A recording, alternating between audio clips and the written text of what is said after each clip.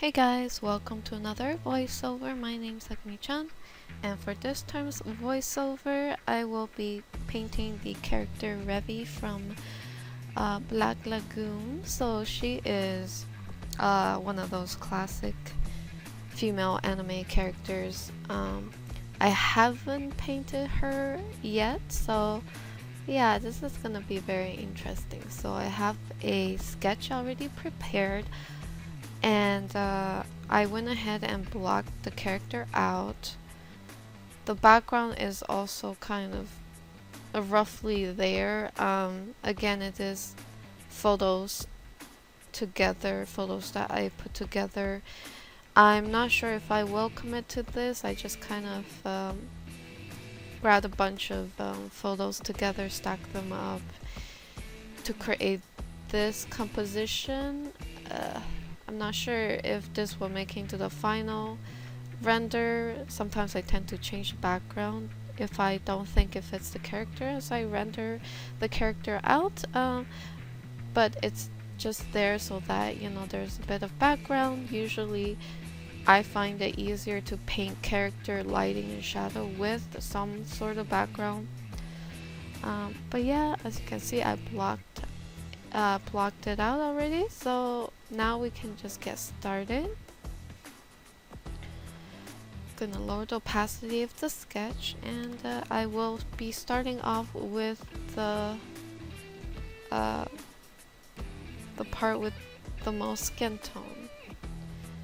Let's go ahead and I'm trying to see if I can paint it a little more realistic. I'm not sure if I will, but when I tend to do that, I probably start off with a pretty desaturated color palette like this. And let's go ahead and go for a bit of highlight.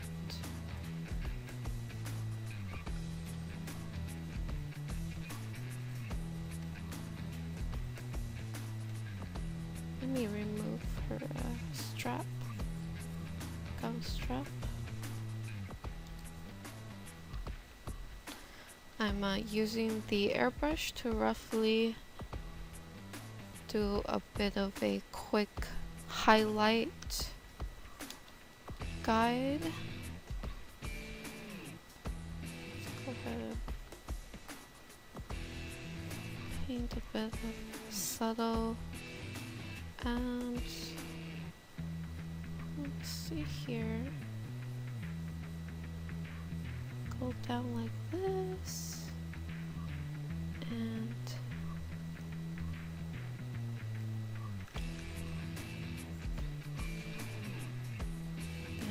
grab do the highlight for the legs real quick.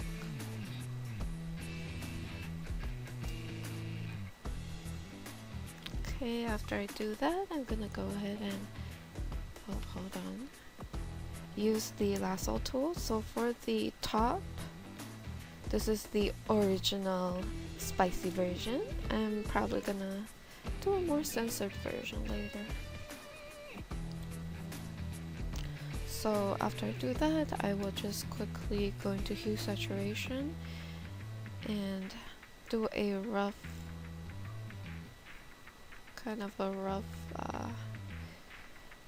color change real quick, just to get that black tank top base. And then just gonna go for the highlights on the tank top. And let's go ahead, bring down to her super short shorts. Yes, I did make it super short. I might also make this a little bit cover a bit more in the more safe for work variant I will be doing later. But the original, I gotta show as much skin as I can. It's just more fun to paint. Personal preference. Now I kind of understand why artists like to paint characters in like super tight clothes. It's pretty fun. I mean, I didn't really understand it when I first started drawing, but now I understand. You know, as I got older, I kind of understood the appeal of it. I have to admit, female characters are a little bit more fun to paint in terms of like you can put them in a lot of like tight clothes, too tight for them type of clothes.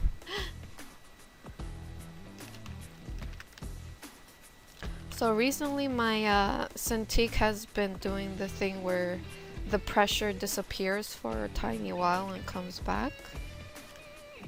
I'm still trying to figure out a solution for that. So for the belt, I am gonna put it on a separate layer because I'm sure I will be editing it anyways. Just gonna do a quick rough silhouette for that. Delete.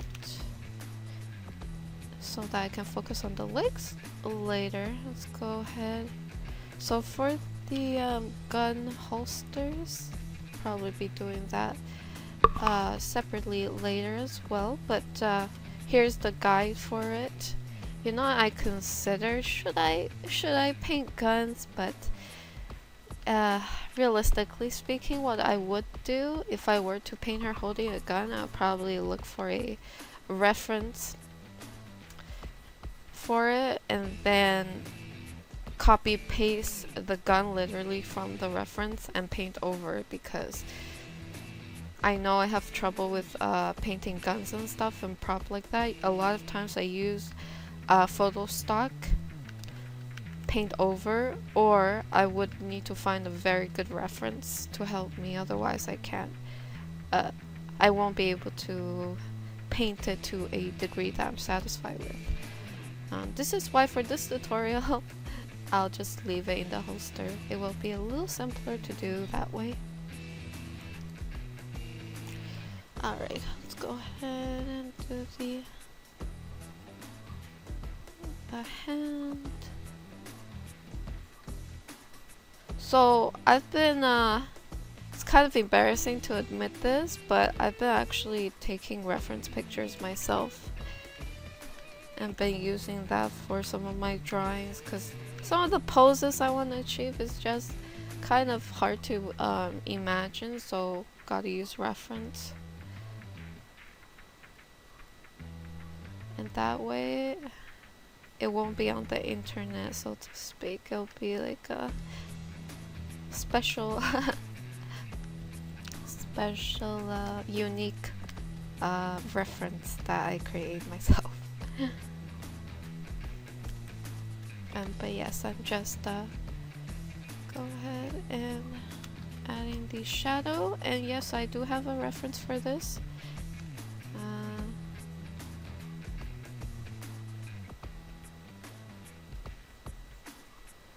And I'm just gonna darken like that.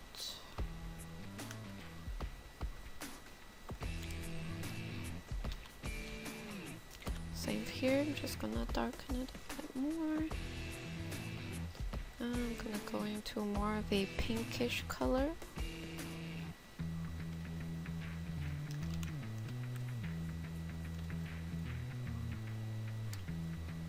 And this whole part is gonna be a little darker. I'm just going to kind of enhance the shadow in the skin tone a bit by just generally darkening it up a bit more.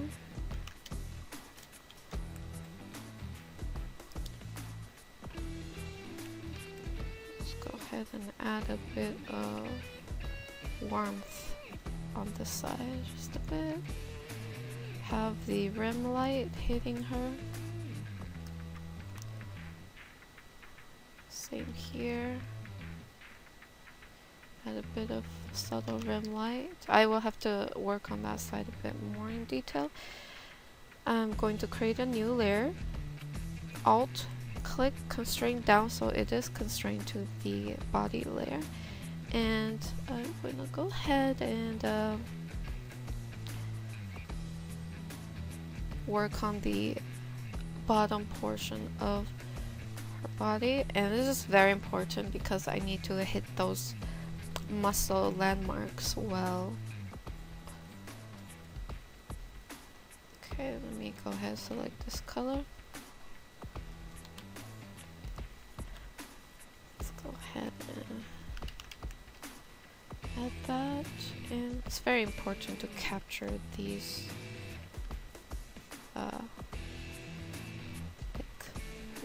muscular landmarks. And yes, I am also using reference for this part because it's kind of important to get it right, and I don't trust myself at my current experience to be able to freehand this part. Although, you know, the reference I'm using is literally just a stomach shadow reference.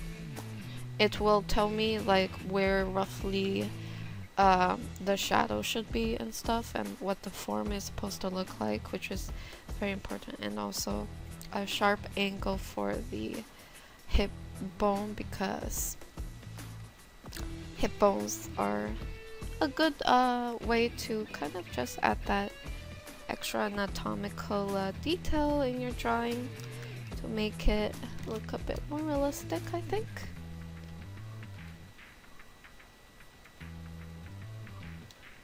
And let's go ahead. Go ahead and do the legs, and I'm gonna try to add a bit of shadow definition on the legs as well. We're gonna add a bit of shadow there. Guess I'll have to, oh, hold on. Maybe copy this, bring it, actually, you know what, merge down, copy, paste. Just gonna change up the shadow where that's going. So I want this, the hip area, the shadow of this area to match up to the leg. Let's go ahead, select the leg, and go ahead and paint that.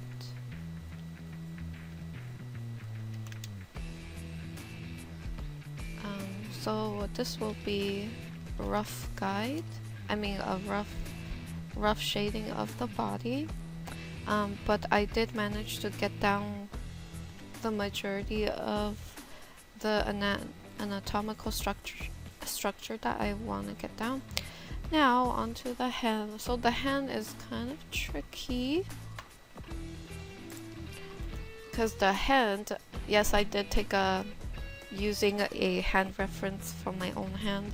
It's a little tricky because there's a lot of details in this. But yeah, let's get started. Always up for a challenge, so I'm gonna go ahead and shade it roughly with the darker skin tone, and then I'm going to start layering.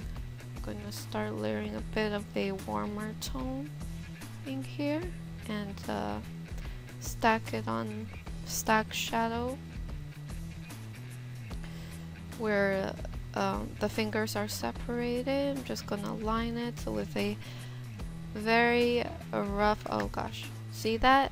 A loose of pen pressure randomly, but just lining the hand with a bit of shadow using the airbrush, so being not too sharp with it, pretty rough. And I'm going back to try to establish where the highlight will be coming from.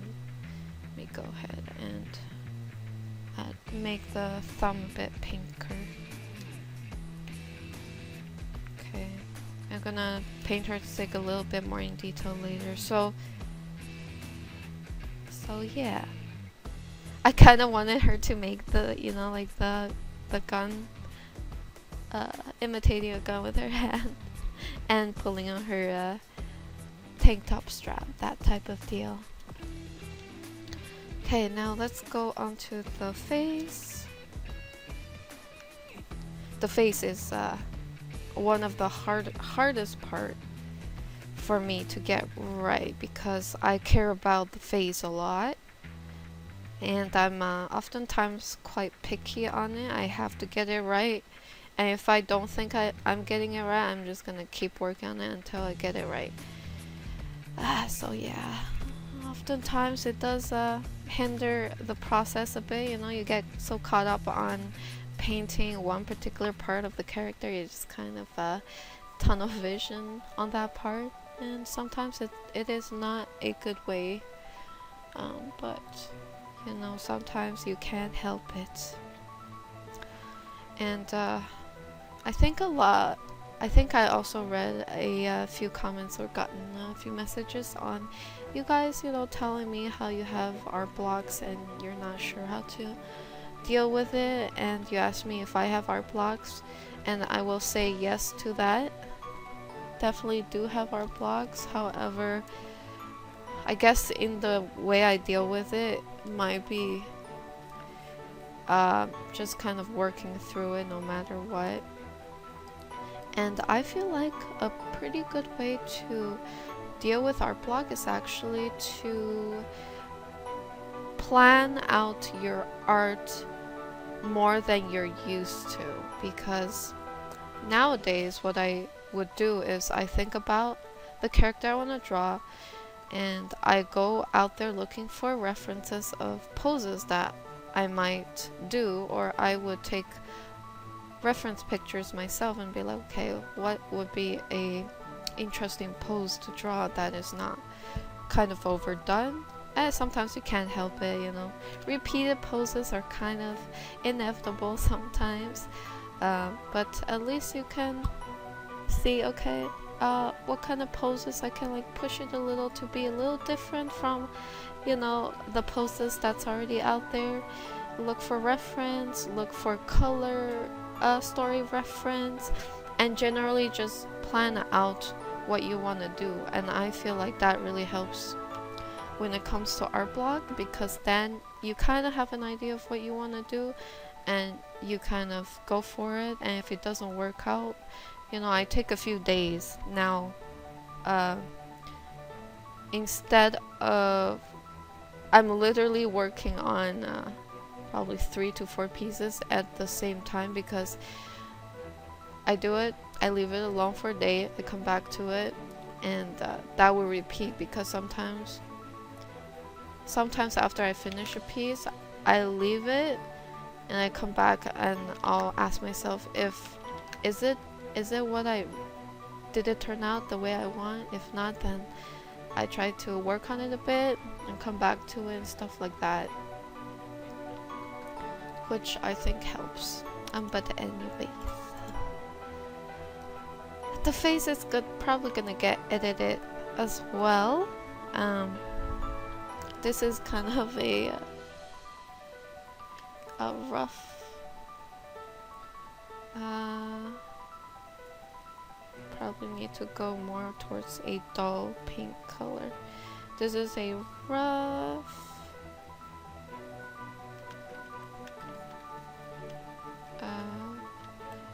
guide of the face.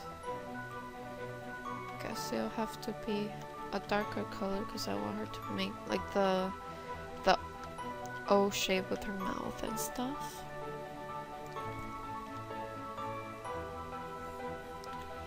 Just get a bit of highlight up in here on her face.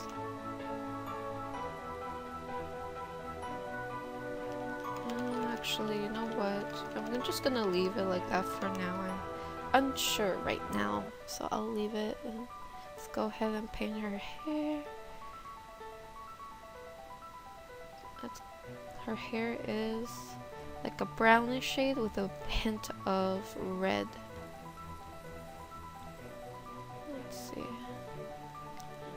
I'm going to go ahead, add a bit of a pinky highlight to the parts exposed by the light. And the rest will be a little darker.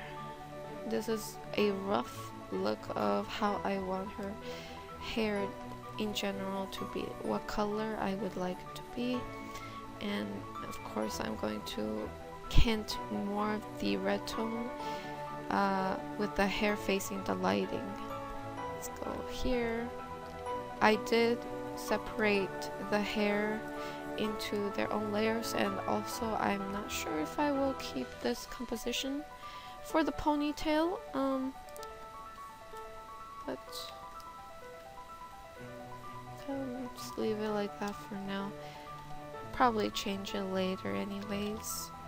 And I'm not sure, should I leave her ponytail flat or actiony like this? I'm just gonna call it tail. It's oh, hold on. Duplicate this. I'm gonna delete, and maybe you can have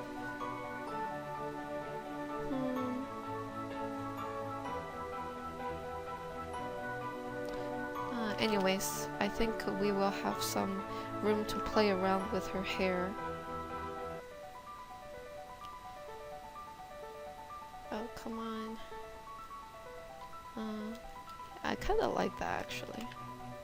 We'll see if I'm gonna keep this or this.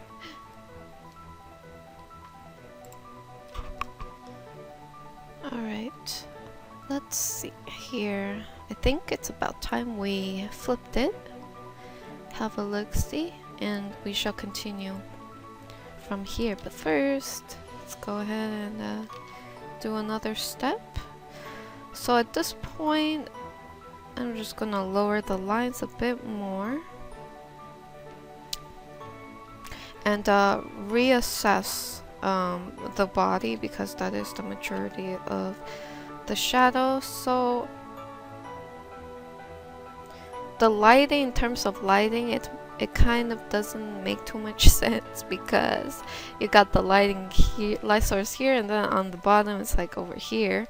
But it kind of works nicely, as it kind of contrasts nicely, I have to say. But for the sake of just kind of experimenting, I'm just gonna copy the bottom part and just darken it up a bit more. So just darkening it up a bit more, and let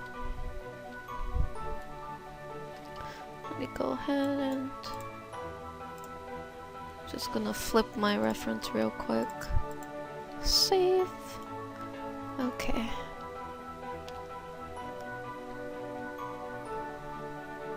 Let me zoom in here. So now I'm gonna start by slowly adding in a bit of a warmer tone onto the shaded part, and also kind of refining the collarbone area. Let me remove the hair for a sec. It looks kind of weird, doesn't it?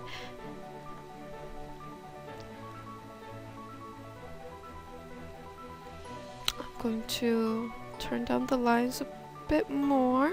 Go back here, create another layer. Let's go ahead and highlight outer corner. Okay, I'm just going to carve out the tendons of the neck.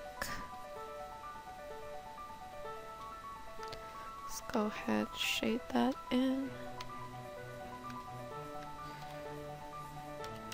Oh, hold on.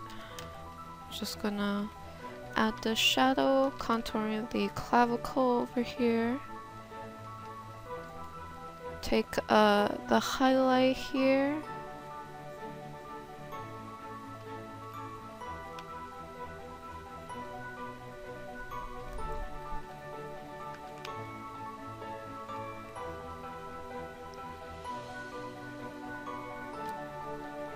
I'm just going to softly highlight the, what's it called? The clavicle here, going down over here. Just gonna use a darker color.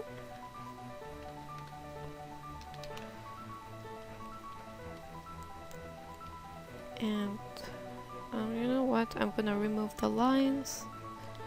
So now I'm getting into more of a painting phase where I remove the lines gradually. So starting off with this part. Let's go here. Add a bit of warm, warm tone up in here. And also gradually where the arm is at. Get a bit of yellow tone with the warmer tone.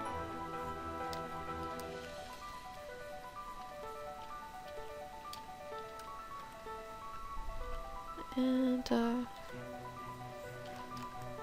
go ahead and add that poofiness where the armpit and chest connect.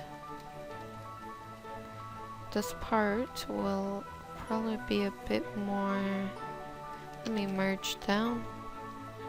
Definitely want it to be of a warmer color, so increase the saturation. Let's go for that.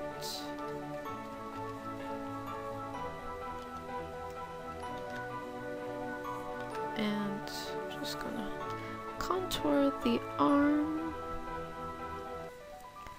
add shadow.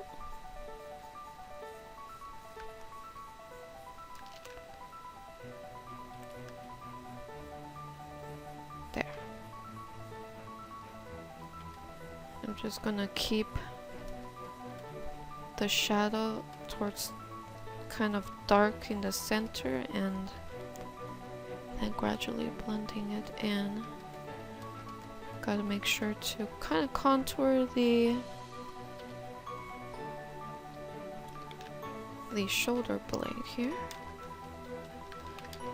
I'm gonna go ahead and put a rough location of where the strap will be.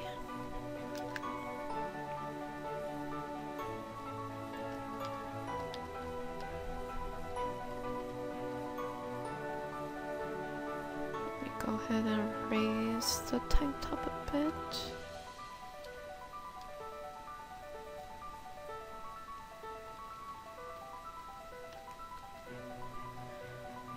This part is gonna be highlight and just going to add a bit more highlight where the shoulder is at. I might have to slightly change the, what's it called? The shape of the shoulder slightly.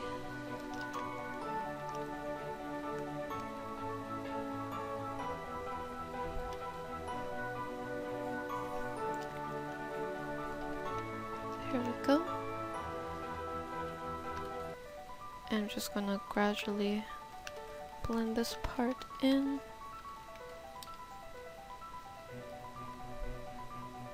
And just gonna select this side so I can add a bit of a shadow. Add a bit of rim shadow.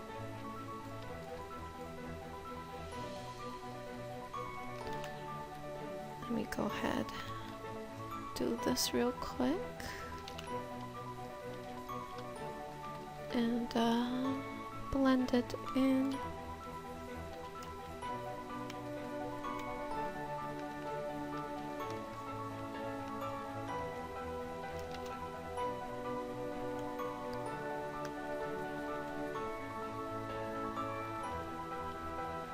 Okay.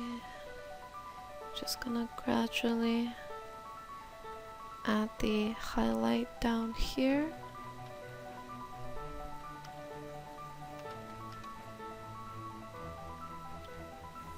Let me select this area. Gonna add a tiny bit of shading here where the chest is. Add a tiny bit of highlight into that area, and let's go here. Gradually add a rim light to that area.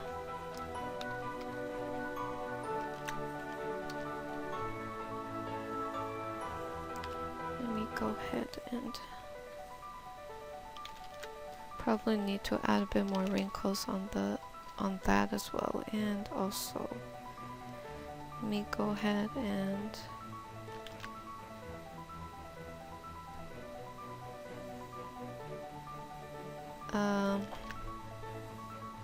paint the strap out. Gonna put it on a separate layer. Let's see here.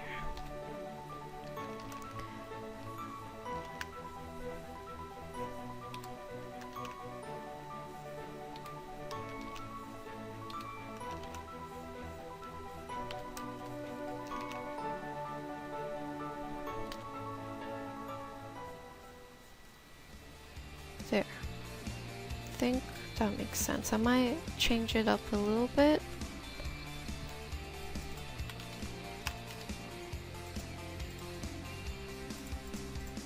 This probably needs to be... Oh man, this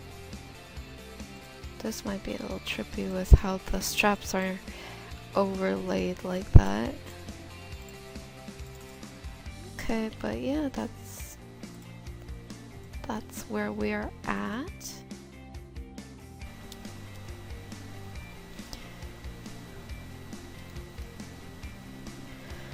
Okay, let's see what we can do on the bottom. Okay, so let me remove the lines real quick and create a new layer. Press Alt, constrain it down to the bottom layer. I'm going to... wait, why is it now? Oh, there we go. Gonna go back into my airbrush so I can start blending it out. I'm gonna go ahead and pick a slightly warmer color and include that in there. Take the background color. Just gonna have it on the outer edge of the character and softly graze the edge to create a soft outer rim light, and let's go work on the hips a bit. Okay, so I'm gonna be kind of highlighting some of the hip joints. Excuse me, hip joints. Go here, blend that out. I'm gonna create a sensual, what's it called? Sensual hip line. Let me remove the belt for now.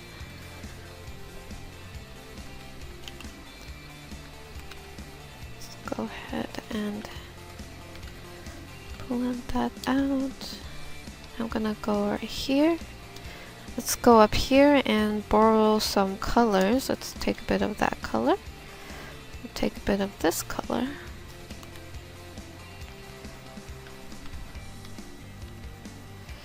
And kind of blend this in with the airbrush.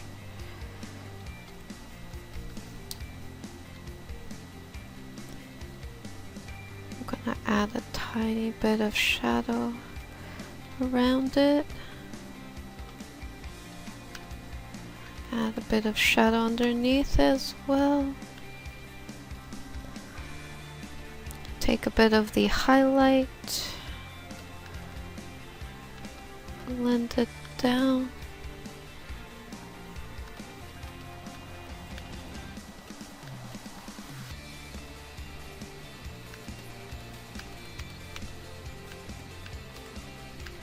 I'm just gonna be excuse me. Just gonna be working on that for a bit. I'm gonna go ahead and add a bit of texture for the jeans. So I most likely I will be grabbing a photo texture for the denim and using it on her later on. Okay. Go ahead and align the hip somehow. I want her to be kind of fit. Let's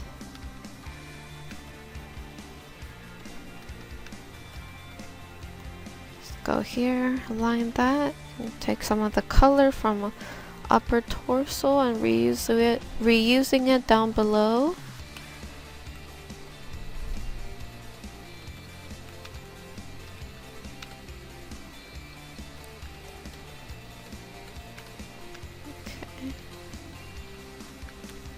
I'm going to pick a bit of a warmer color, placing it there,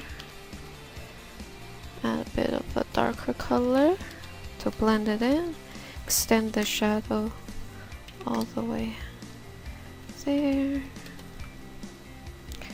and blend out the rest of the shadow from the hip onto the leg.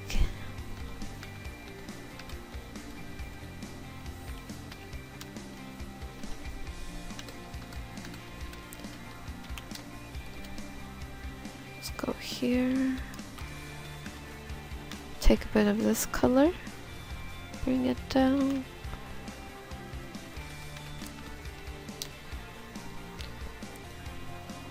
and emphasize the hip joint a bit more.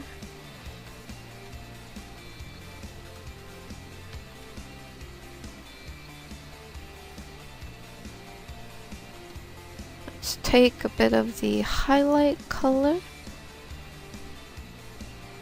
bring it down here. I'm gonna take a bit of a warmer, brighter color with the undertone more of a beige. Put it there.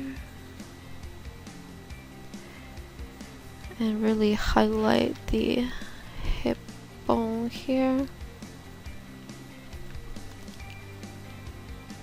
I'm going to just clean up the silhouette after I do that. Let's bring this up. Really make it nice and tight against the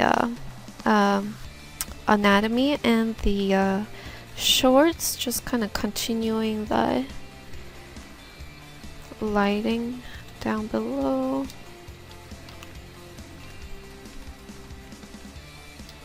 Like that. You know what?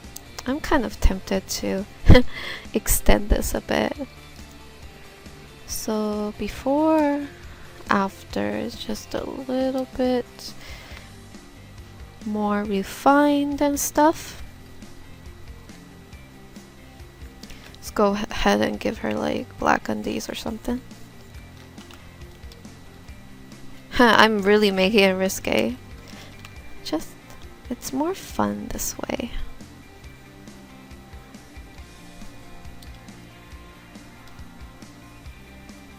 I might have to find a denim texture for the shorts later on. Let me see if I can find it now actually. Be right back. Alright, so I found think this texture will be able to do it. I'm just gonna select the side of the shorts because I'll be using it on this side. And let's go ahead and paste it on there. Lower the opacity and kind of warp it to the form that you want. There's not really that much space for the texture anyhow, so but I would still like to have a bit of that texture there so that it's just that extra little detail that will add bit that touch of realism into the piece. I'm bringing the ruffle all the way over, paint over it a little. I'm gonna select this part, make it darker,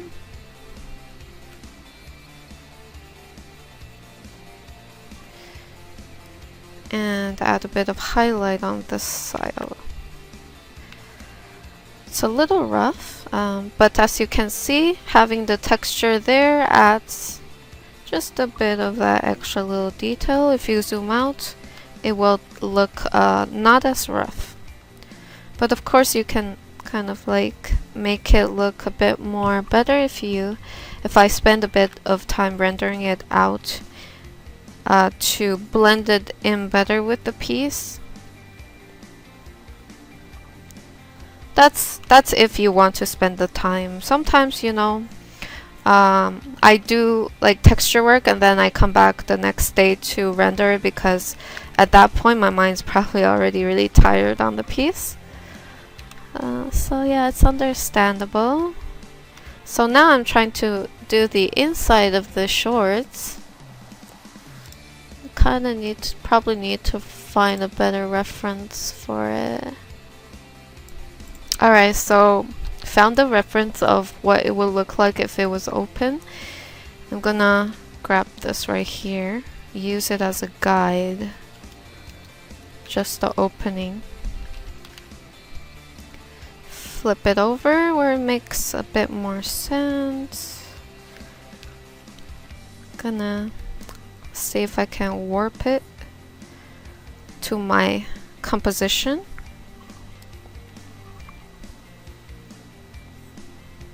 Clean it up and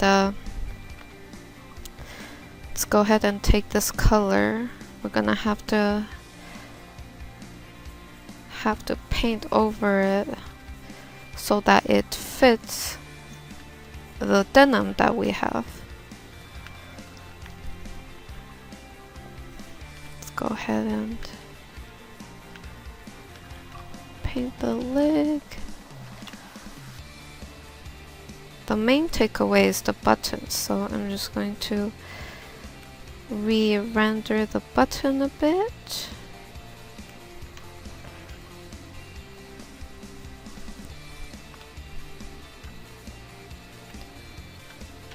Take that, make it a bit lighter.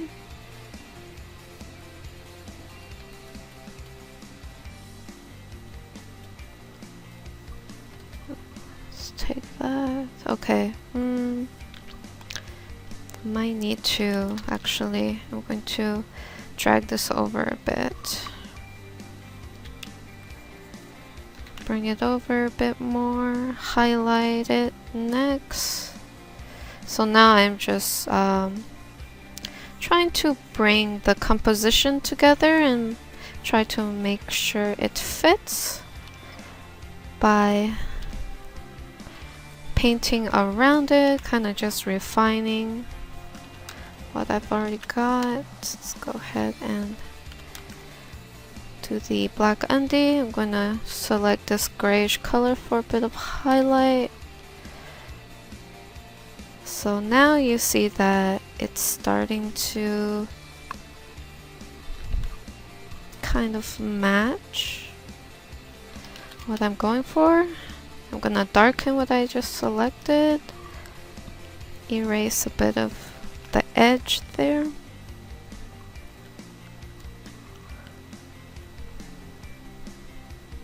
Let's go here.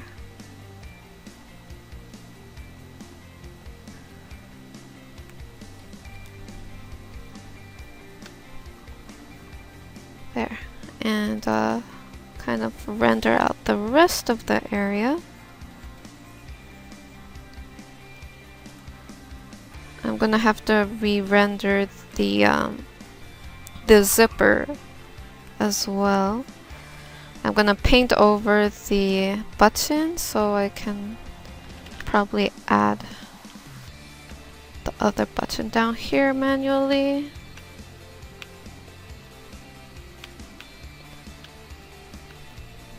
Oh.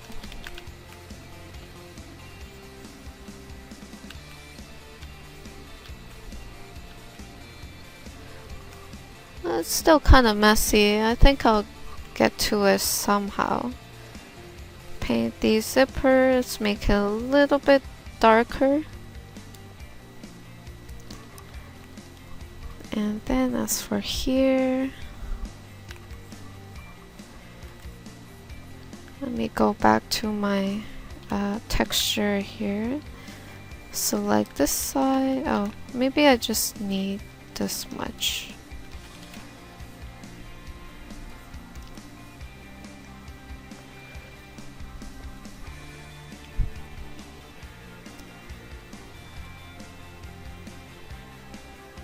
And warp it to her hips. Lower the brightness. Erase a little bit of it, at least the side. Then warp it again.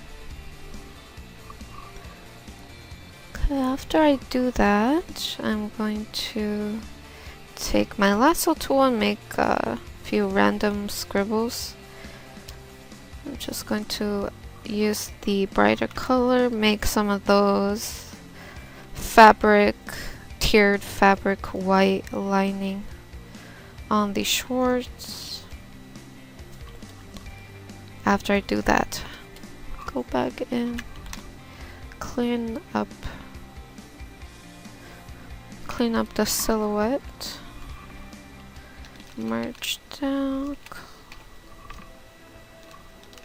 So now it's a lot cleaner, and that's how I would incorporate texture in the this is an okay level of refinement.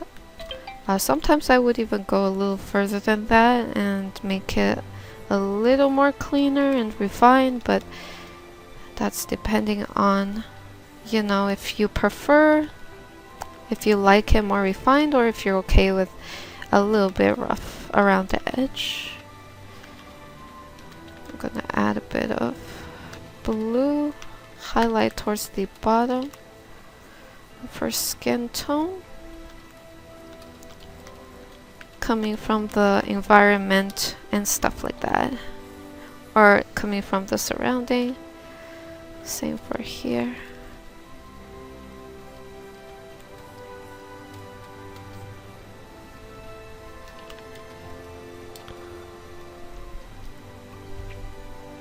Merge down. There we go. And now that I have the shorts down, I can go ahead and render out the belt, which will need to be readjusted now because, you know, it's a little bit different than before. For that, let's go ahead and flip it back. Alright guys, so I did some work on the face just to speed things up. Just added a bit more details and stuff like that, get the base going, as well as for the hair. And I flipped the image so that I'm gonna focus on the belt, and her belt is pretty detailed, so hopefully I can get that. But first,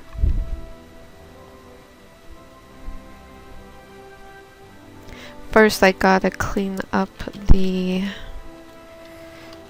silhouette of the belt. I'm gonna go ahead and use the lasso tool to help me here with cleaning up the silhouette. Probably gonna bring the buckle up. So her buckle is actually a little different, maybe pretty different. So I probably need to redo the shape for that. So let's get started. Her belt is green canvas. So I could probably find some texture to actually, or I could search up military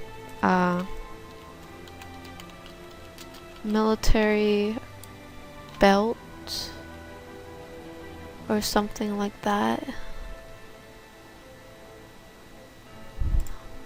just to get the texture of it and stuff.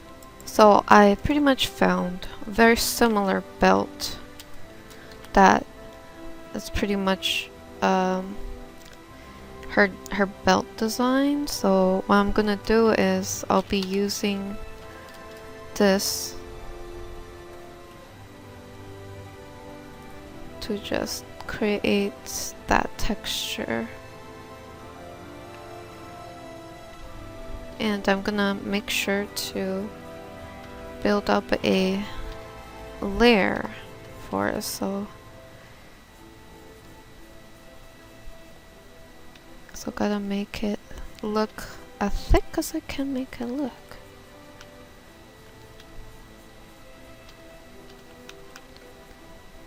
I probably need to delete that area. Okay, let's go ahead and use that. Let's go here. I'm going to use this part.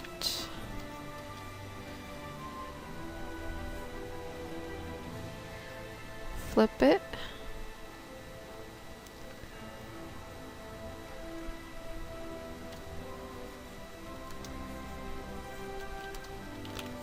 Let's go ahead and darken that part.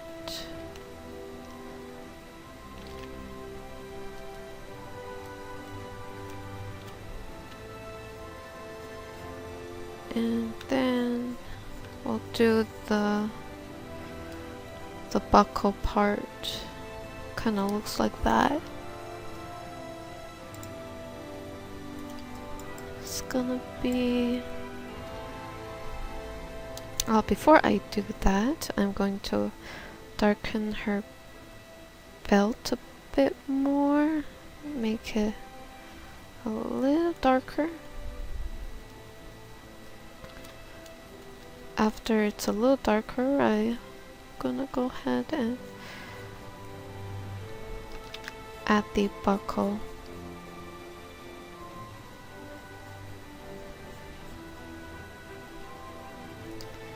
Go ahead and use a bit of yellow. I'm gonna zoom in here.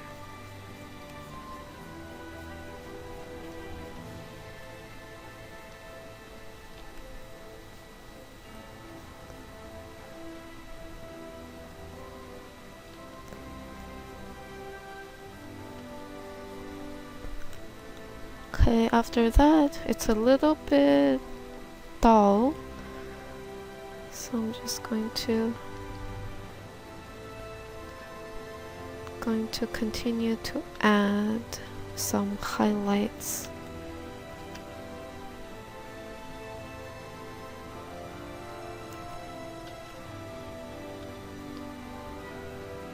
Let's go ahead and keep doing that. So now it's a little bit more visible.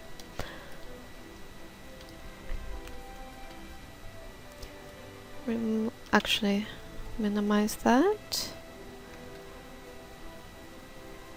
I'm going to refine the jeans a bit.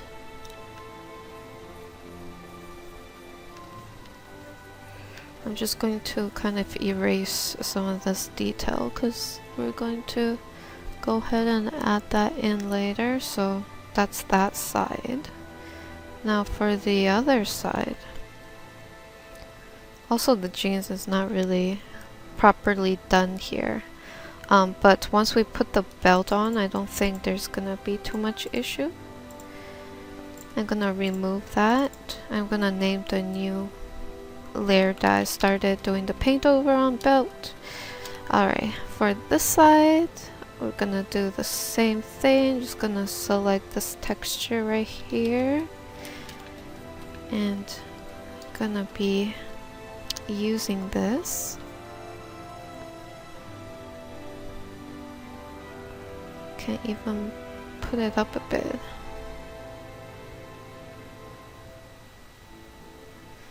I'm using the warp tool to help me create a more warped look.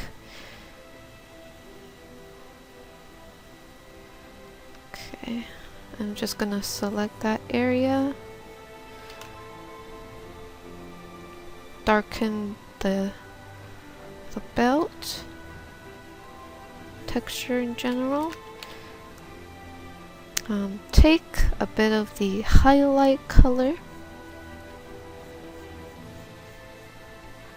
put it at the very top here to create somewhat of a thickness for the belt.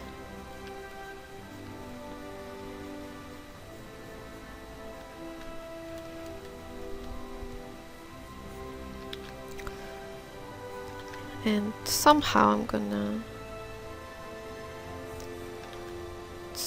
let's curve it like this or something. Trying to make sure that the ends kind of stick out.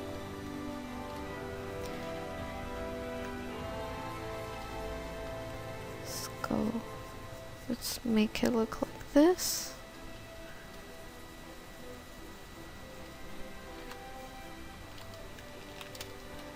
Okay, I guess that should do. Let me paint over this detail here on the belt. I'm gonna go ahead and re-add some of the jean texture.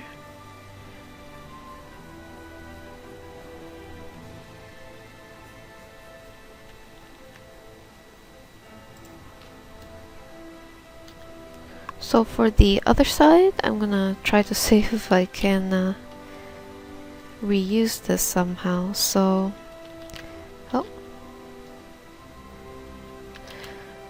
just gonna see if I can warp this to the shape of what I have going on here.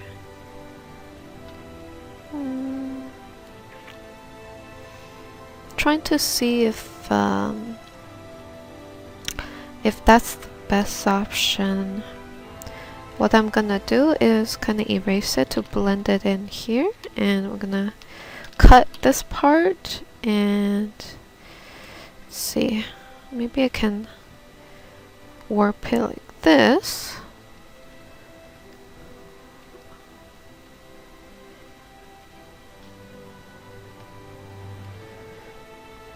Just kind of trying to see if I can make the this side a little less similar to this side somehow. What if I did this? Oh wait, hold on. What if what if I did this? Let's warp it. It looks kind of like spaghetti or something.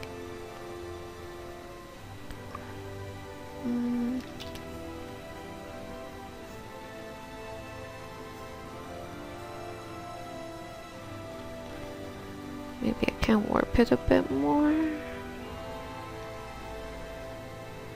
Like all the way here.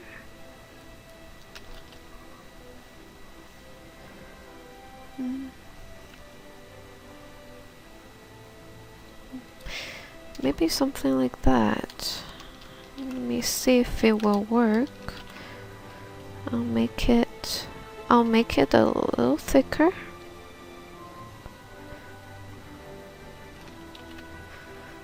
Make it a bit thicker and like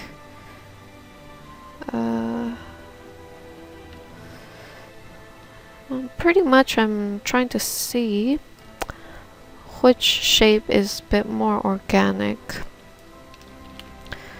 because I don't want it to look too duplicated, so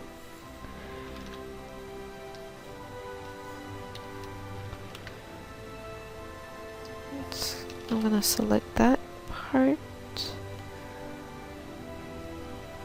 Do it like that.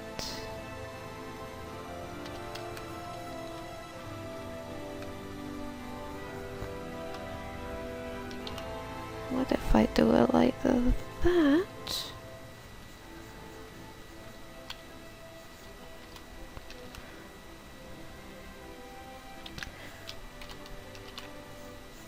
I'm going to add a bit of highlight here.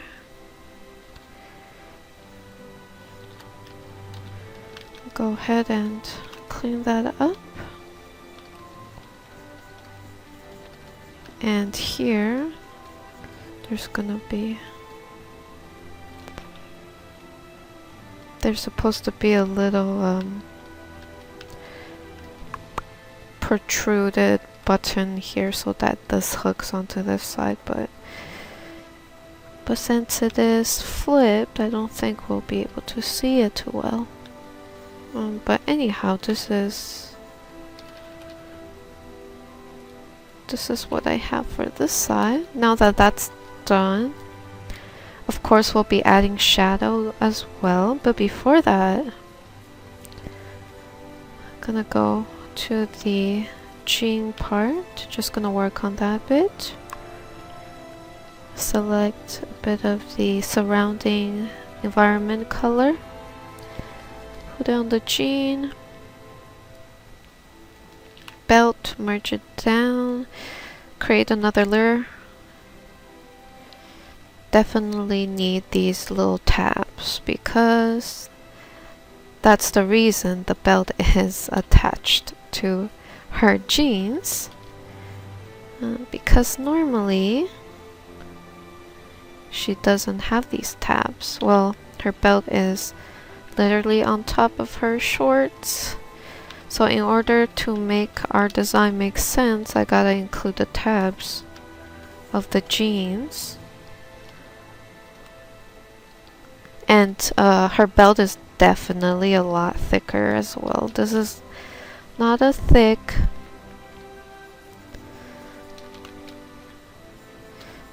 I'm going on ahead and adding shadow to the tabs.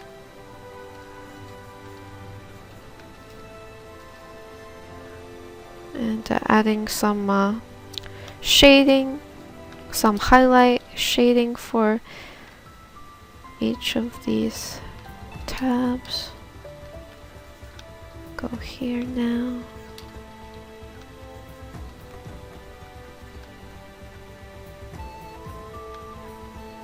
I guess for here,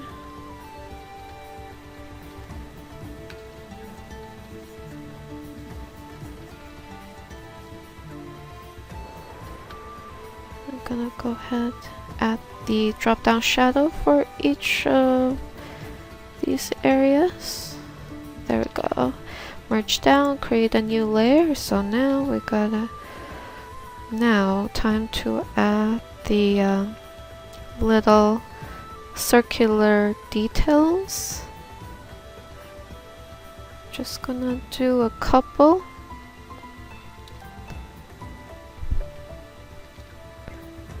It's very tilted here, so they're gonna be fairly flat. Might as well put 2 here since it's already there. 2 here and of course gonna go in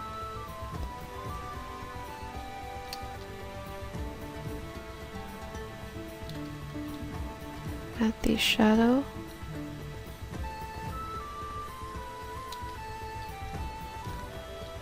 Oh, this one needs to be a little lower.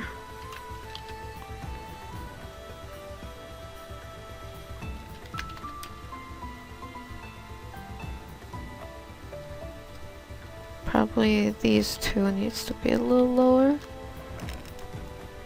And so that detail is kind of done. I'm gonna merge it down and one more detail on her belt.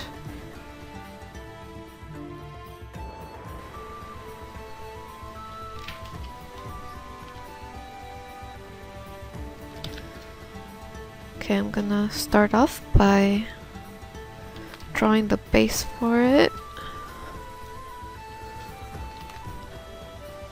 And then I'm gonna go here, align it,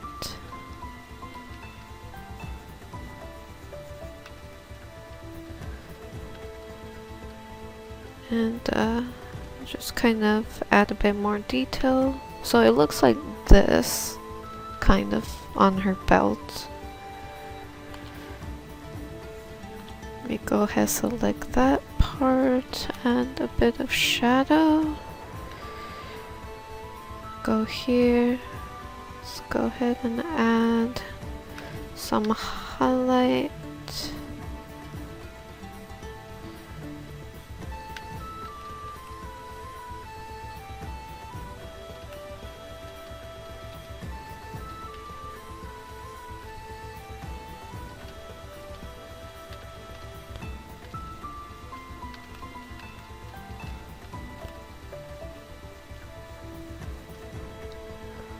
Okay, something like that.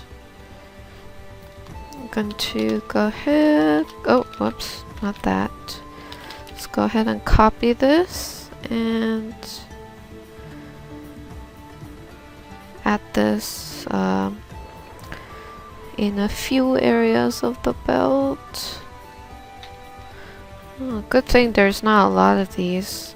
Let me copy. Put one here, this one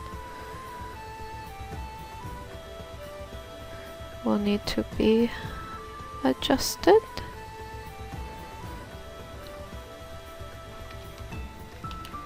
And put it here.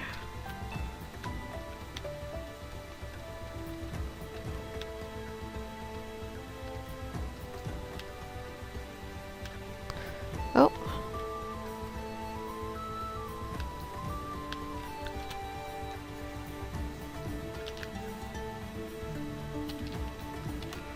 Adjust that. Might need to readjust this.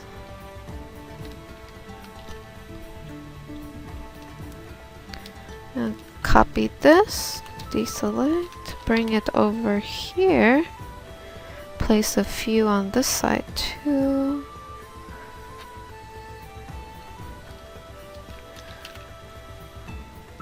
That one. I'm kind of trying to not put too many on the side. Kind of just want to get this over with. There, okay. Let's go ahead, roll with this. Now on this side, I have to adjust the lighting a bit. I'm just going to adjust the lighting, make it a little brighter.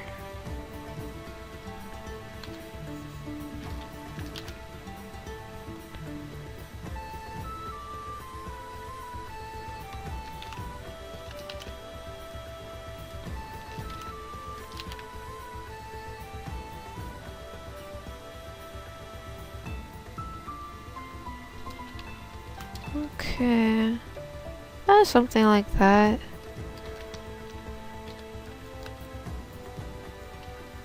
I think that should be okay. Merge down. So we have the belt layer. Go back to the body layer. And let me clean up the shorts a bit.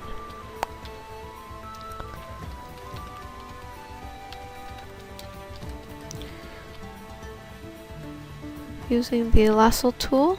I need to clean up this area. Add a bit of highlight here.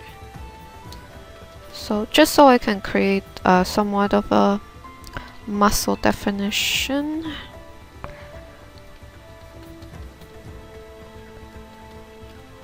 And I'm going to go ahead, take a bit of a brighter color.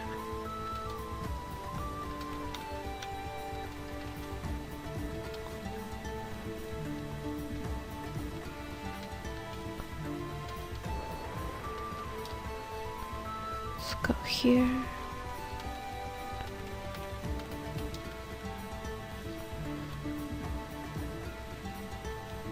Go ahead, select the under.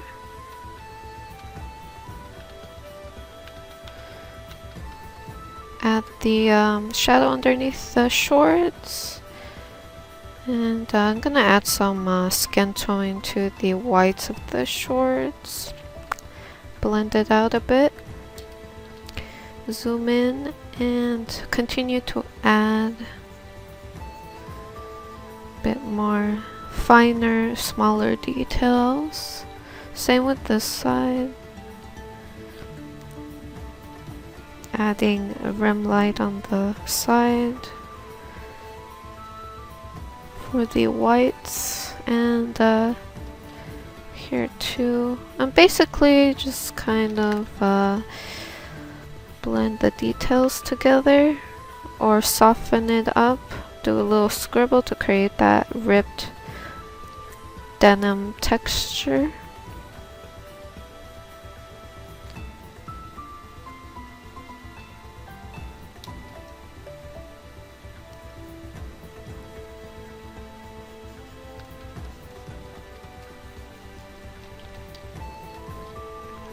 And let's go ahead, create a new layer. I'm gonna add a bit of a detail here. Have a bit of the maybe it's the pockets. Gonna add a bit of that little piece of fabric that usually is kind of out.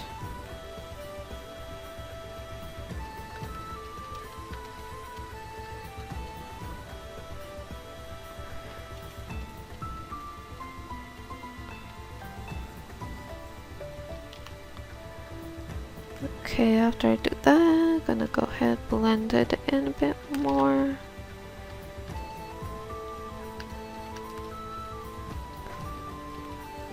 Add shadow underneath it.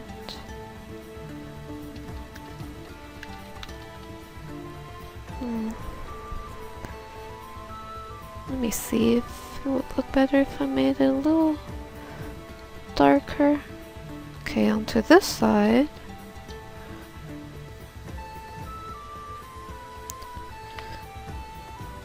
I'm going to fill that in.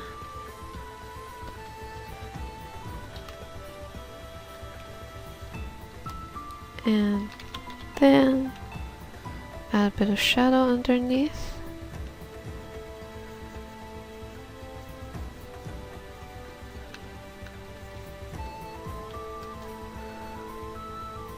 Okay. I guess I'll go with that.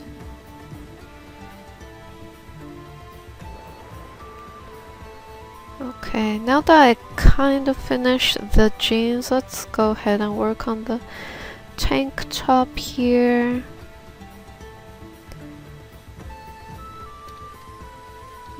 Okay.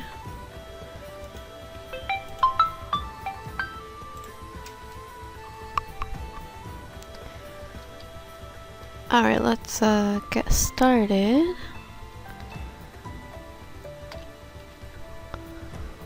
I'm going to start off by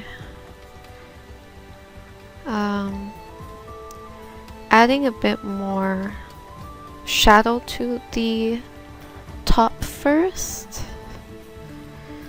I'm probably gonna paint out some fabric seams on the top. just to make it a bit more fabric-like, add a bit more of that texture and stuff like that. Take a bit of the skin tone, add it underneath.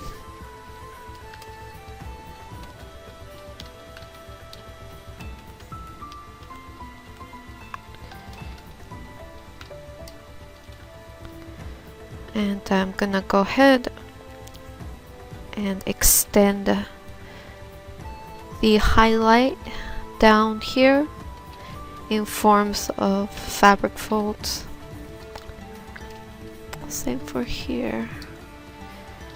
I'm thinking maybe I should be making the strap a bit thicker.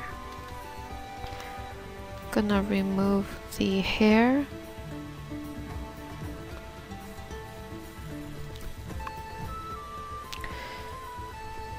Take this color, the blue color,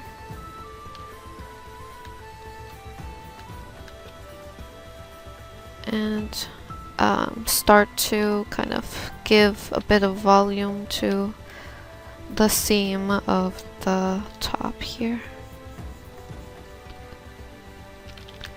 Just gonna do another line.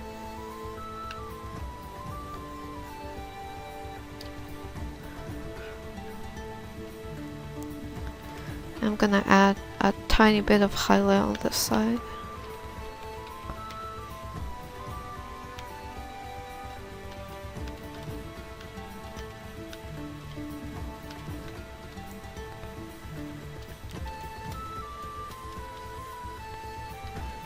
I'm just going to blend that in.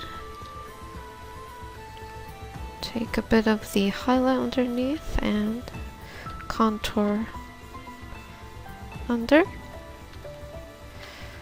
Bring the highlight up gradually. Let me remove that for a bit.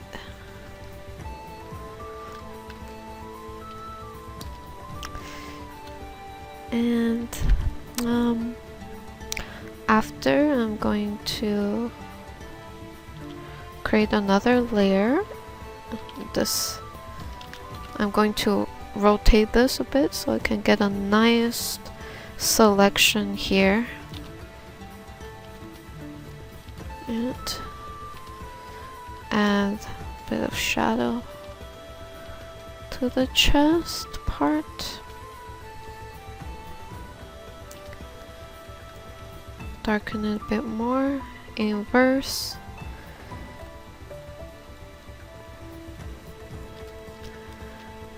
Highlight the seam of the tank top. Inverse. Add a bit more shadow. Go here and extend the shadow down. Let me reset the rotation.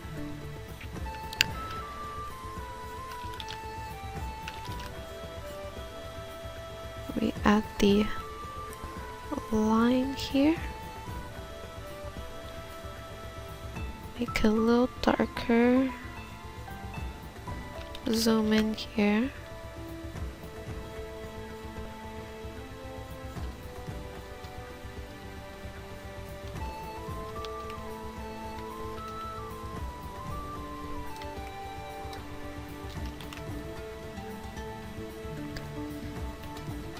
And I'm going to bring a bit of the highlight over.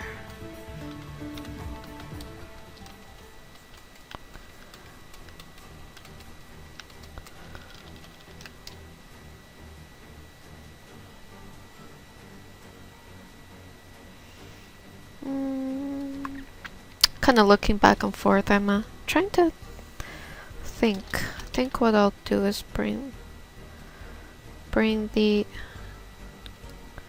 shirt a bit higher.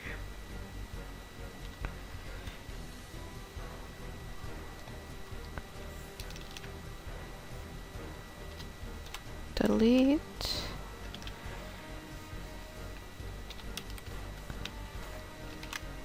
Do it like that. That means probably need to readjust how this is gonna look.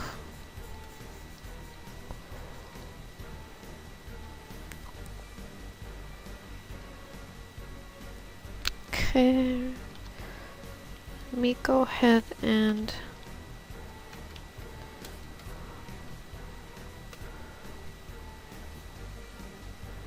delete. Oh, actually not delete. Take a bit of this.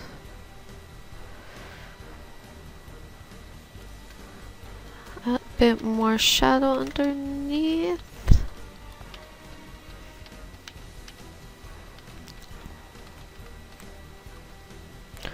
And I'm just gonna gradually blend it in.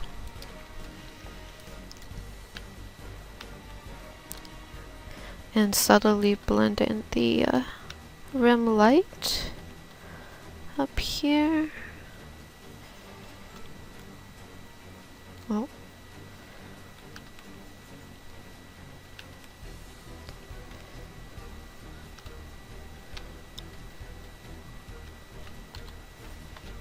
Add a bit of rim light here.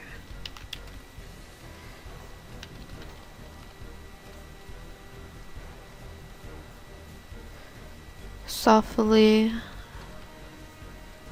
blend this.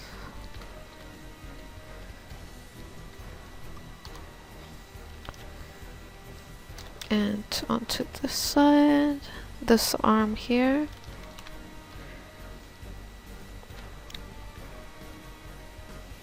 Add a bit of a warmer tone and a bit of a cooler tone.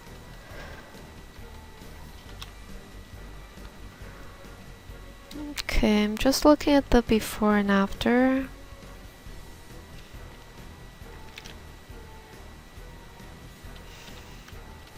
This part needs to be a little softer.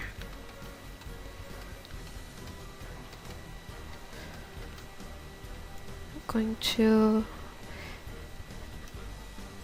use a slightly brighter color.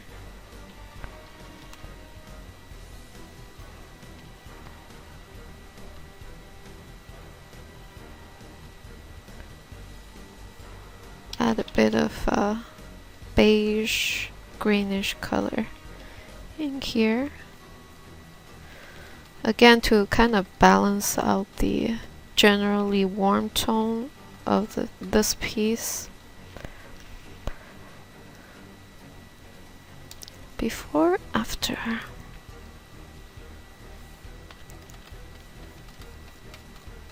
Let me go ahead and do that.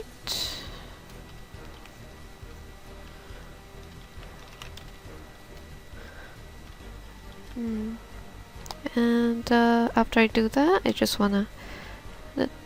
Nope, wait, hold on. Maybe this much. Add a tiny bit of shadow on this side.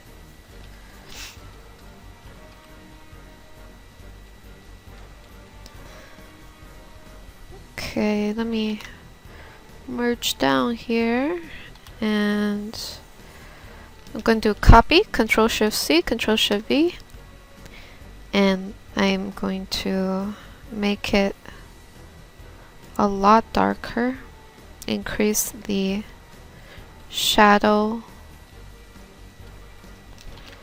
There, okay.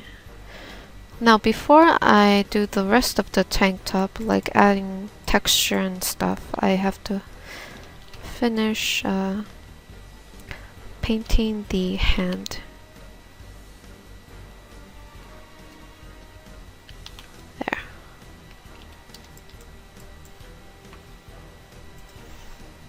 Alright guys, so I flipped the image and we're going to Let's remove the strap. I'm going to just spend some time on the hand.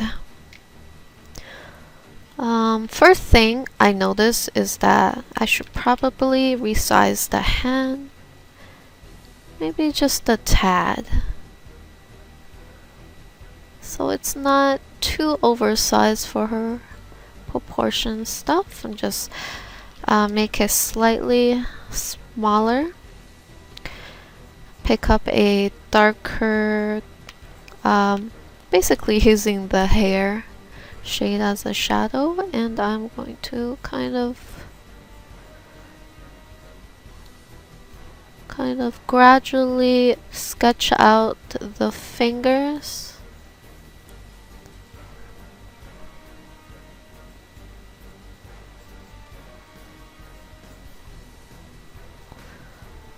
Okay, just gonna sketch it out, and after I do that, start to add a bit more shadow and stuff. And I'm gonna start using sharper, solider brush. Not really using airbrush for this face because I need to make sure that the fingers are fairly clean and not too soft. Let's go ahead, switch back to the airbrush just to give a bit of that finger section definition. And while I'm at it, I'm gonna go ahead and clean up the finger silhouette. Oh, bring this down a bit. Need a bit more of a pinkier shade.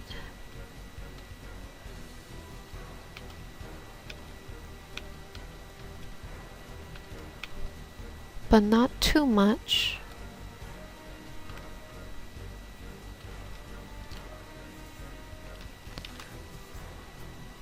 Delete.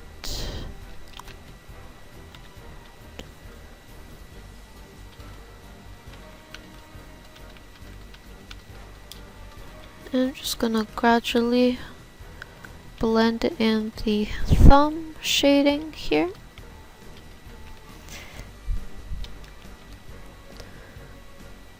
Okay, I'm going to also start by refining the thumb.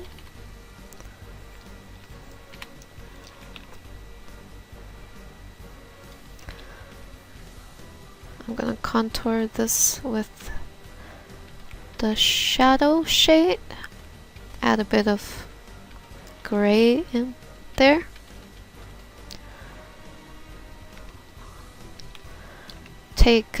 Go into the strap. So now I'm going to make sure that the strap is interacting with the finger in some way.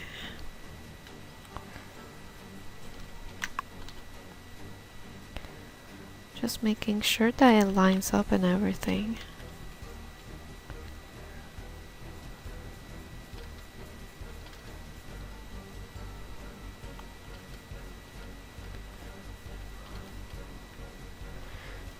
Let's add a bit more shadow.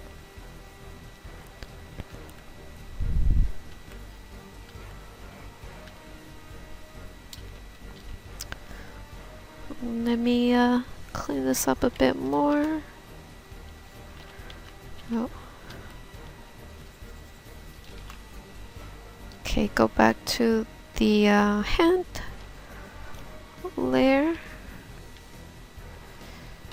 Oh, work on that thumb because we need to make sure that it's pretty sharp where the strap is hanging onto the thumb. Gotta shade the thumb a bit so that It reflects the tightness of the strap around the thumb.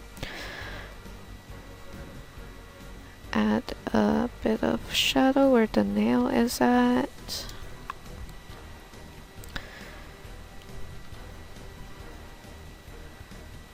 Add a bit of shadow here.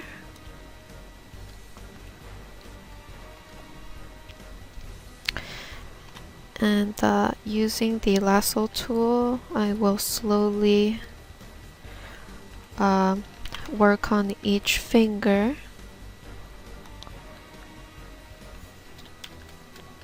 So add a bit of gray into the mix.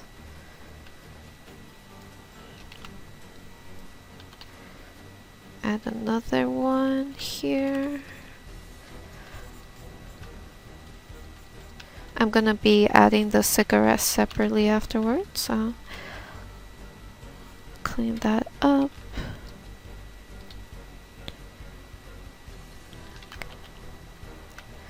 Using a dark color, lining the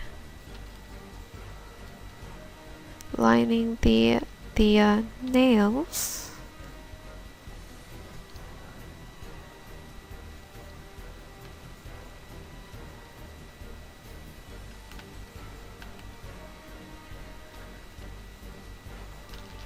Going to bring the little pinky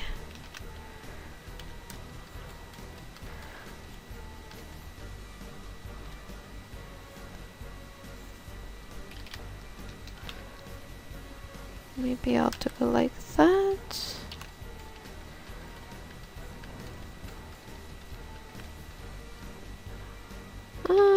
Nah, I'm not gonna. Guess I won't do it that way. I was just testing out.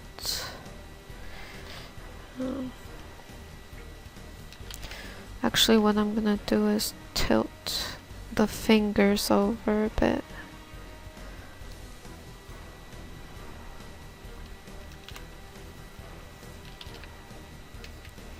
Bring the pinky over now.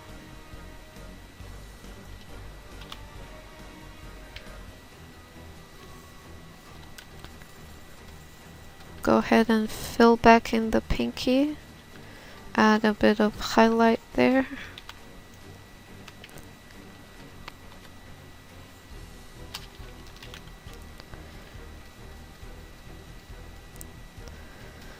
And basically, kind of just blend it in. So the hand, there's no trick to this. This is just reference.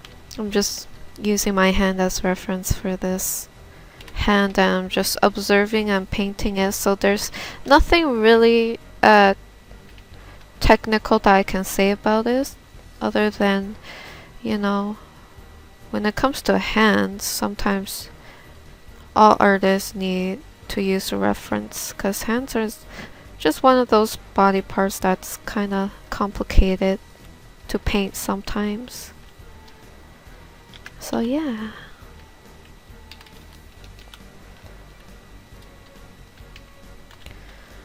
I guess I could spend a bit more time on the manicure of the finger, but I doubt Revy take care of her finger all too much. She probably don't care enough about them. So I'll just give her like normal nails, nothing too fancy. Although I think she would look pretty good with black nail polish and stuff. I never really noticed, but I don't think she wears nail polish. Let me see. Yeah, she doesn't wear nail polish. I knew it. Oh yeah, and she does have glove on too, so I'll probably be including that. In fact, painting glove is a good way to kind of hide hands details. So guess I didn't even need to paint the finger too detailed, but I did it anyways. For the other hand, I'll just be a little bit more efficient and just use gloves. So what I'll do here is... Okay. Oh. I'm going to go ahead and... Let's go ahead and isolate the area where the glove is gonna hug the finger. Copy paste. Hue saturation, darken that up.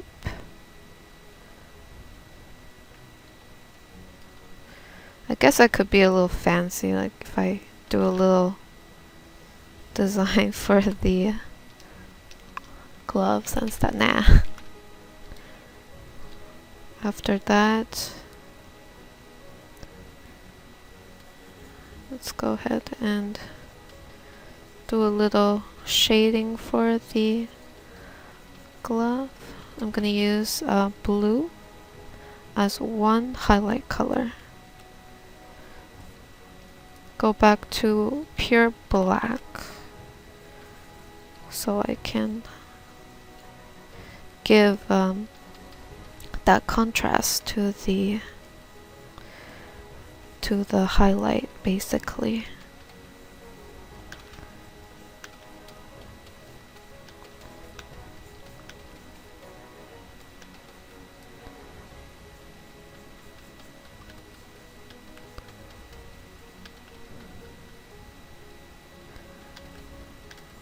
Just going to reshade this part.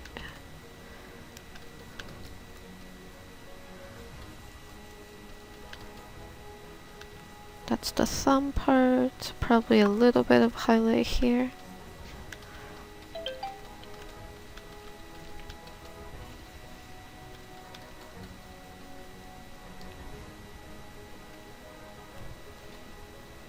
Clean up the gloves.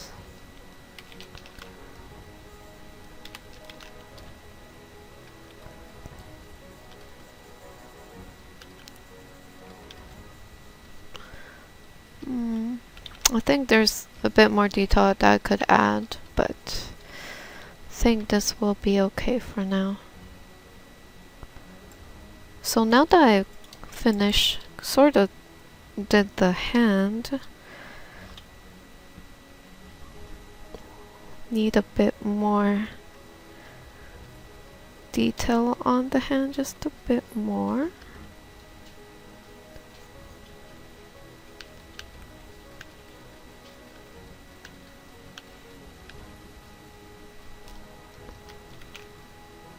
Add a bit of lighting on the nail. Delete the cigarette for now. Gonna add that in later. Clean up the hand a bit more. Let's go with that.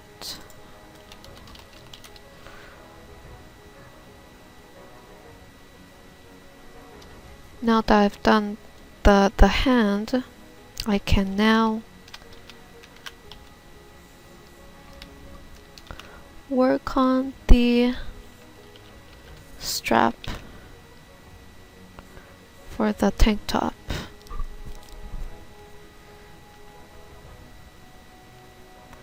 Lock that in.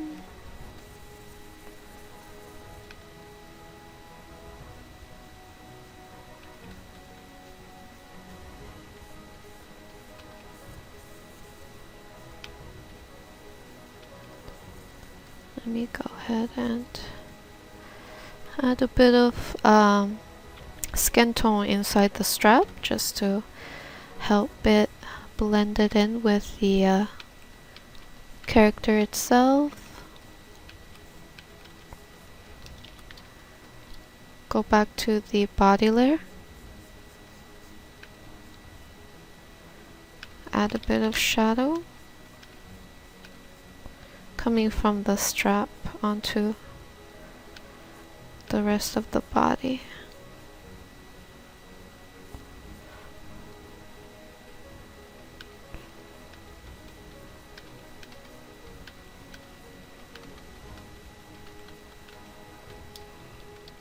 Okay. Alright guys, so time to do the other hand. So as you can see, I did go ahead and kind of fix this arm area to get it ready for this arm.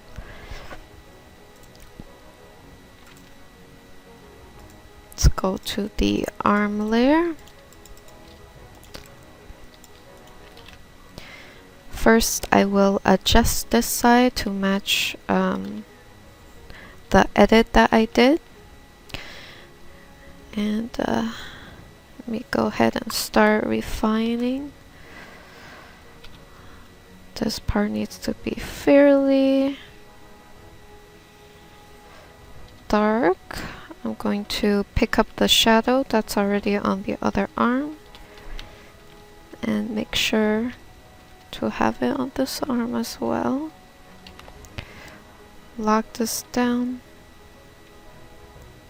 Let's go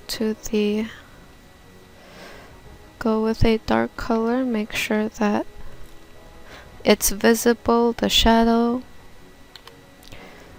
and go back to the body layer.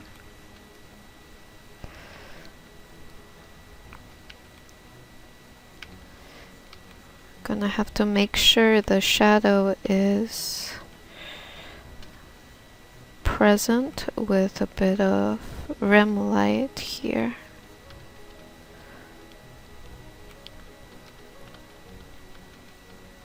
Go back to the arm layer.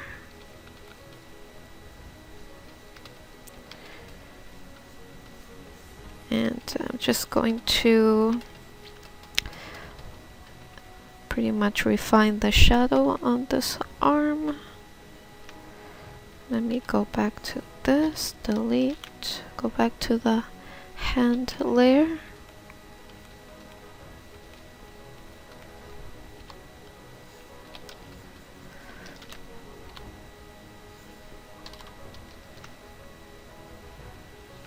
And highlight the knuckle under. I think I need to bring it out a bit more. So this again is using reference because I'm not too sure how the arm is supposed to look. Well, I have a rough idea, but I don't know the nitty-gritty detail on how it's supposed to look, so I end up taking a reference picture for it.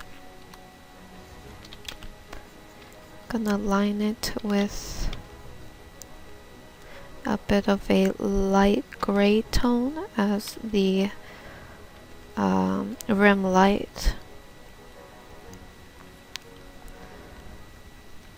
I'm gonna go ahead and darken this area a bit more.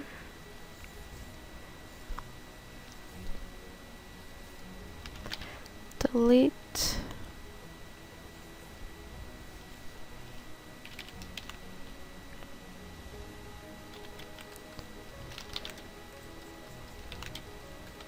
Oops, that might be a bit too much.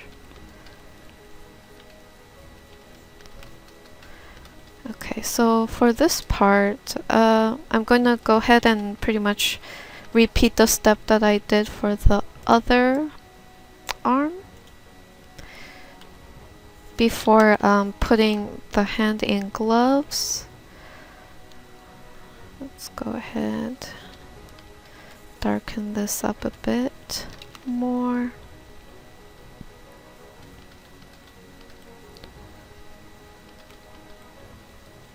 Add a bit of shadow. I'm gonna be borrowing color from the other arm while I'm doing this. Get a bit of shadow going.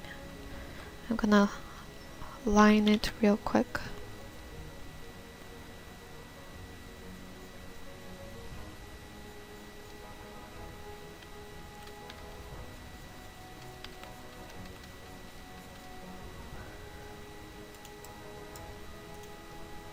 Okay, let me rotate this a bit.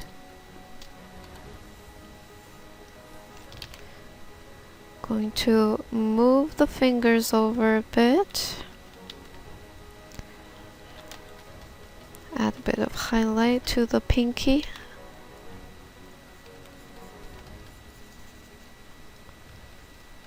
Let's go ahead and select the shadow.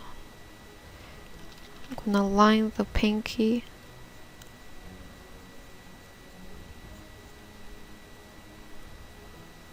And the rest of the fingers.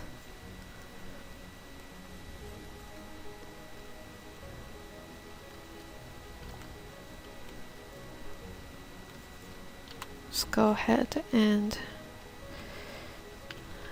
add a bit more shadow here.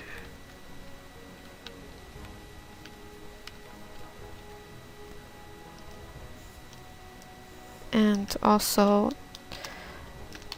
tuck the thumb in a bit more, like this. The thumb is probably gonna go like this or something. I will have to adjust the thumb itself to match how it's holding on to the strap of the tank top.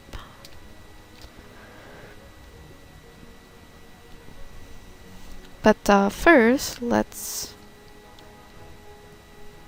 kind of make sure that it's okay.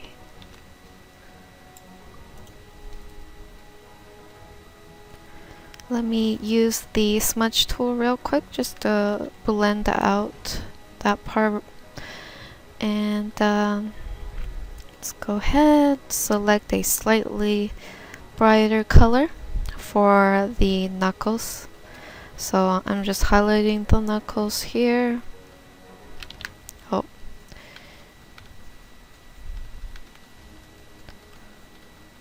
Now for this finger. This finger needs to be just adjusted a bit more. Save. Zoom in here.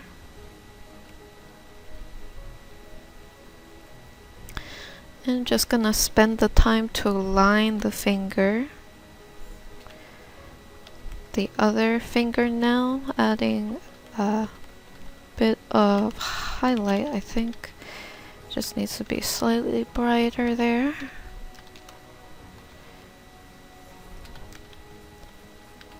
Let me go ahead and slowly blend this in as well onto the other finger. For the other finger, we're gonna do the same thing, just adding a bit of highlight towards the top. And other thing that I might do is gonna tuck this side in a bit more using the warp tool. Oftentimes I do this with hands as well as other parts of the character. Paint and then readjust, paint, readjust. Gonna extend the wrinkle over here. So I'm making the same kind of roughly similar poses for the hands. So I'm kind of just observing, and I see that like my finger is literally twisting like over here, and I see a great deal of shadow here. And the thumb itself, my thumb isn't really doing this, but I feel like this is what I want the thumb to be doing for this character here.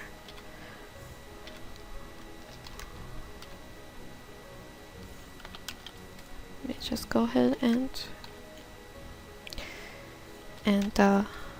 solidify this, clean it up and stuff. So we have one knuckle here. Go ahead, use a slightly warmer tone. I pick a pinky tone and place it near the knuckles of the character.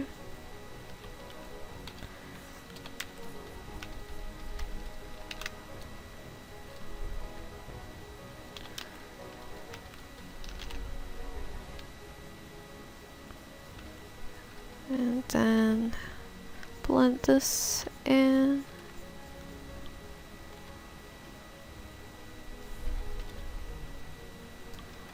Same for here. Oh, it's a random dot. Just cover that up. Add the shadow.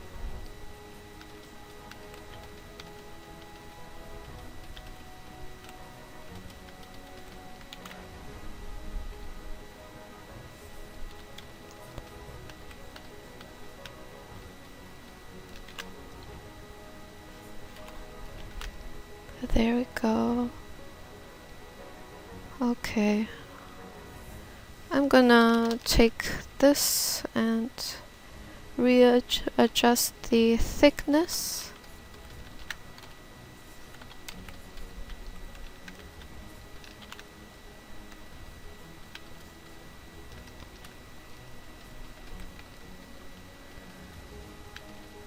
I'm gonna go here and kind of add a bit more shadow to the knuckle area. Same for here.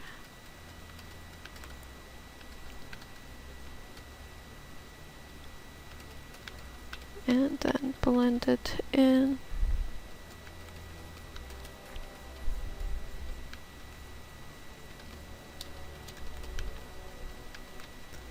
There's gonna be a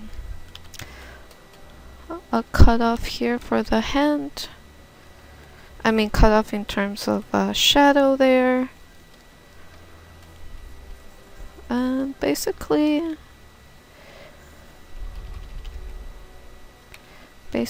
just observing my own hand and painting it down, adjusting it to fit the character and stuff like that. I'm going to create a layer mask, and so I can actually no, should probably do like this. I'm basically trying to hold on. Make it seem like the thumb is underneath the strap here. After that, I go into the strap layer and repaint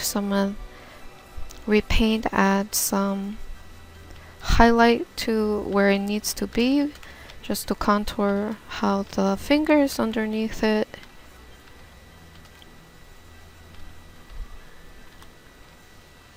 Just going to select that area.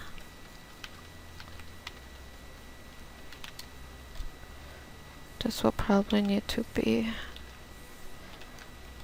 a bit more like this.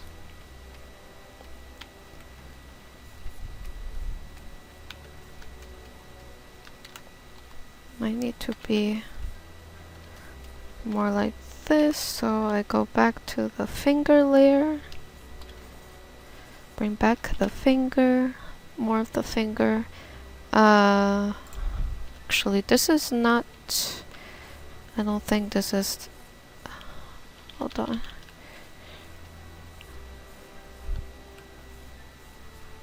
Let's repaint this part so it looks more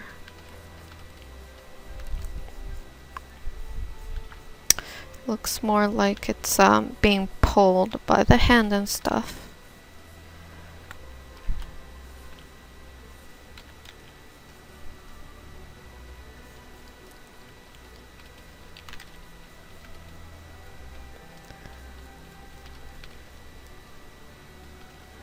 I'm just going to, what's it called, adjust the torso here to match the hand. Don't think there's too much, maybe just add a bit of shadow here, because gotta make sure that the knuckles of the hand is kind of a bit more prominent. lock that down.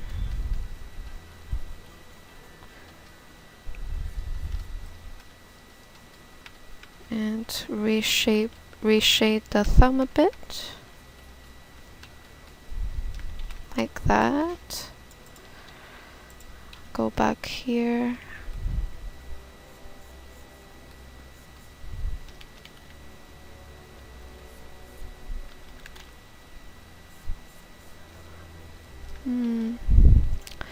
For now I think this will do, but yeah, this is the general idea. Let me remove this part. Where's the glove? Where's the glove layer? Oh, okay.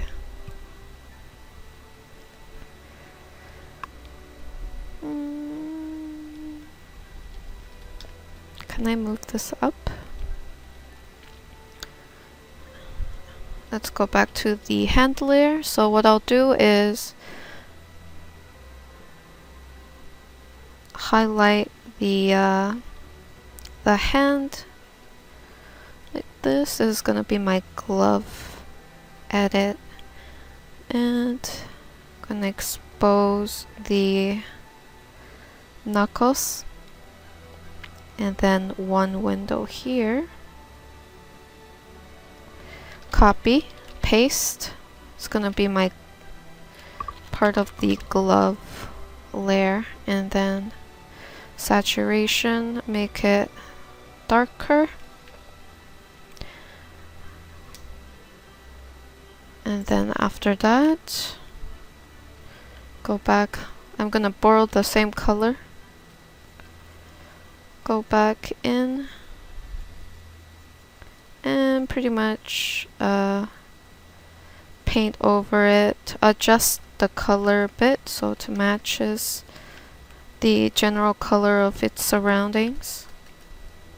Take a bit of this color, gonna go on the side here, do a little highlight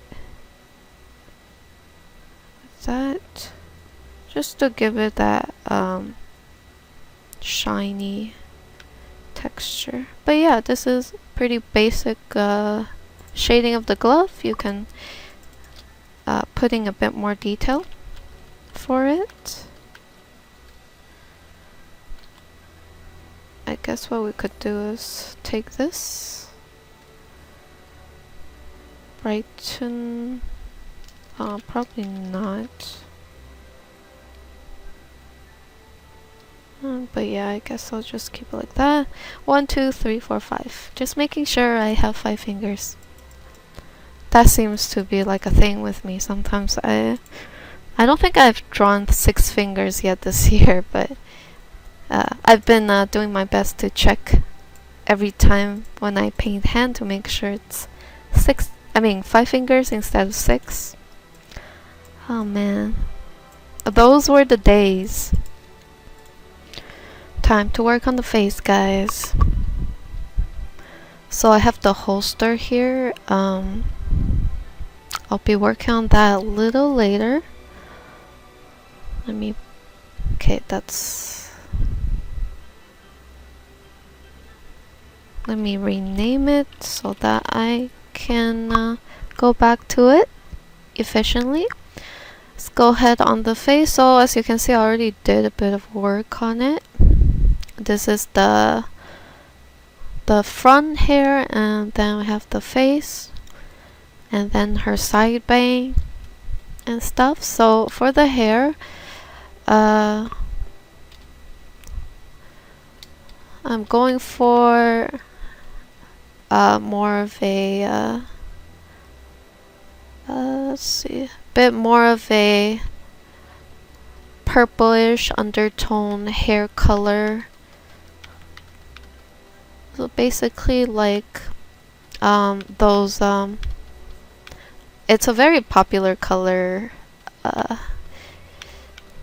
that I guess I see this a lot when I was small. Like a lot of Chinese girls get this color because it's like a perfect mix of red hair and brown hair.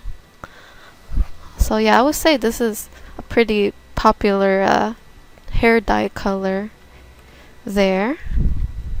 I think in Japan it's mostly like light brown and more of a brown tint, but the red color definitely is still also very popular in Asia to dye your hair in.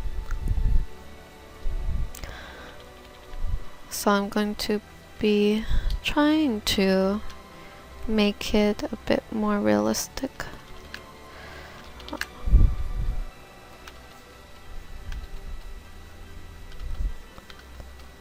I'm going to use a bit of orange on this side. Just a little bit of that orange lighting. I'm painting the hair at this stage in scribbles. I mean, short brush strokes. I think that's a better description. Short brush strokes, trying to define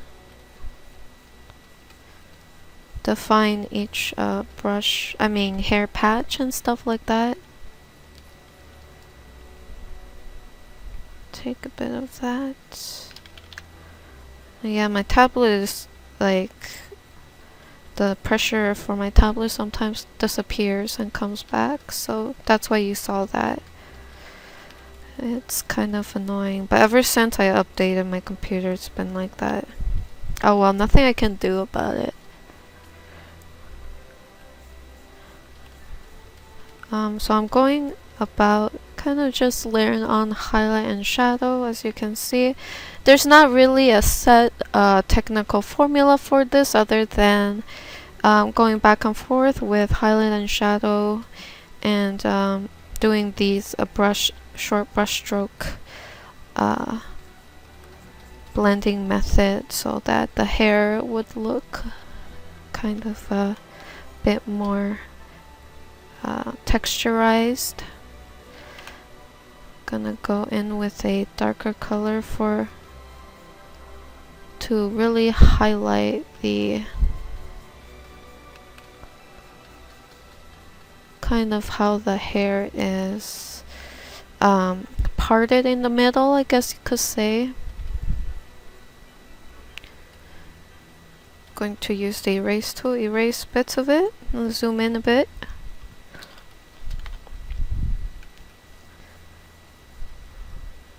I'm going to go in with a much smaller brush to add those hair textures for the hair. Bring some of that highlight in as well.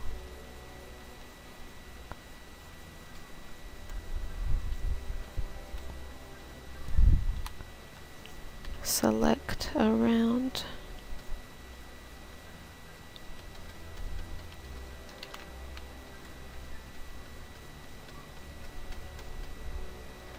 Take a bit of this.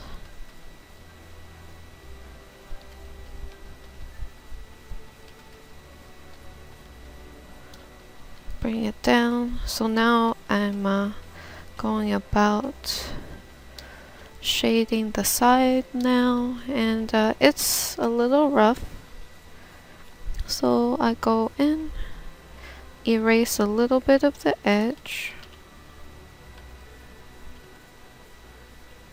to paint the side here.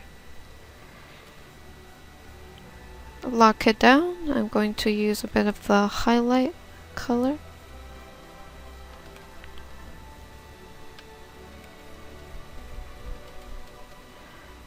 Let's go ahead. I'm going to make it a little brighter. And then contrast that bright highlight with shadow on the hair.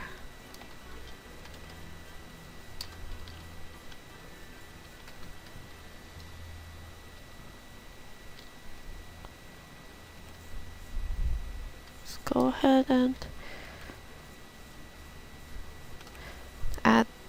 elaborate on the details. take the highlight, bring it up. Let's go here. Add a little bit of hair sticking out on the side. Save real quick. Continue this highlight, bring it in here, and take a brighter orange tone and slowly incorporate that into the hair gradually. Let me just kind of blend that in a bit.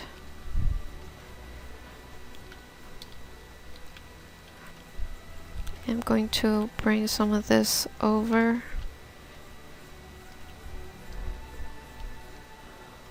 Okay. Back to the bang. Gonna make the hair a bit organic, so gonna have some strands hanging, hanging about. Not really sticking together in the same patch and stuff.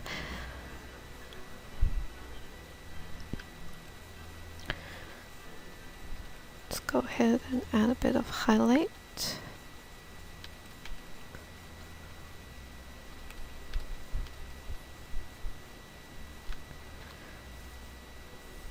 Delete.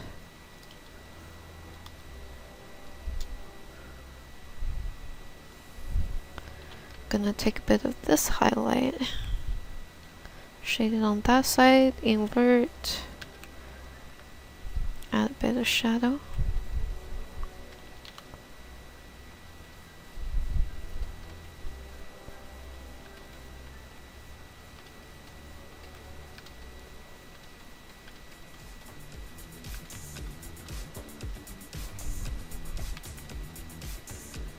And I'm going to, actually no, I'm going to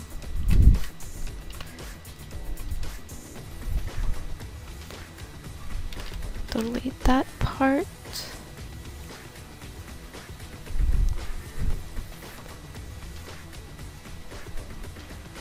Create a new layer.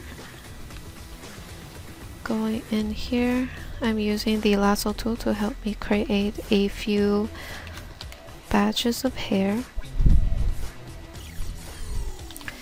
And I'll be using this to kind of create layering for the hair, kind of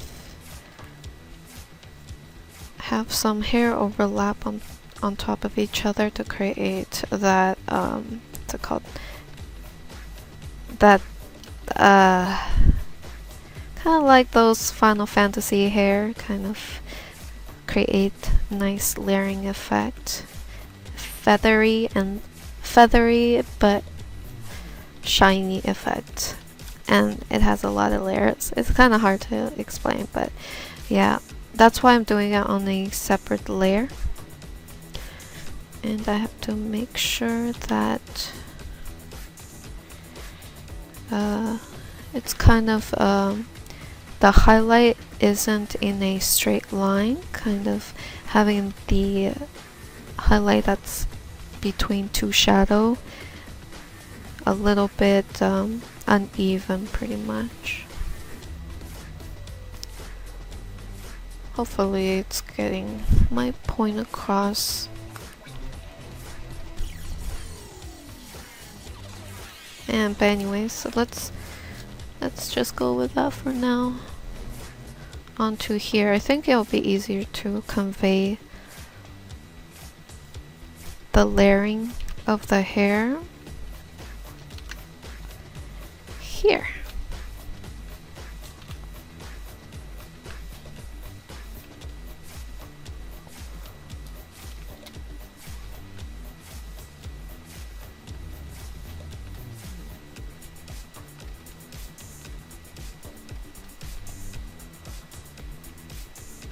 Just doing the same on this side now.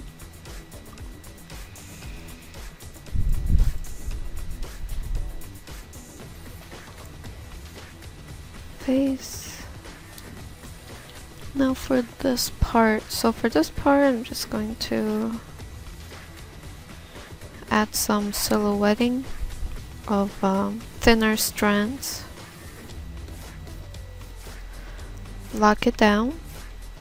Pick this color, the highlight color, and graze the both sides of the hair to create a what's it called, a rim light effect around the hair.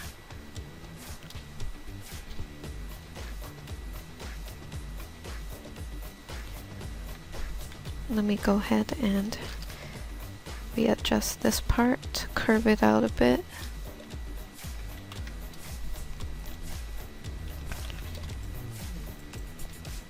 Guess I'm going for more of a realistic hair look.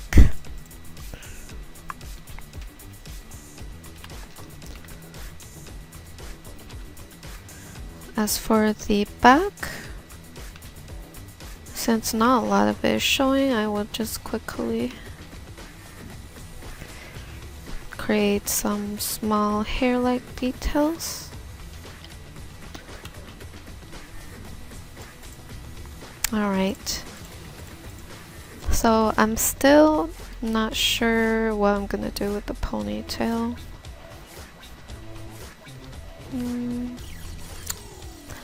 I did do a rough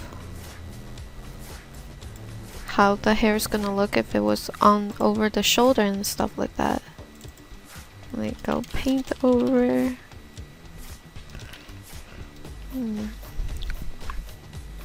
But honestly, I'm not too sure about it. Don't know if it'll look good. Maybe on this side, maybe on the other side.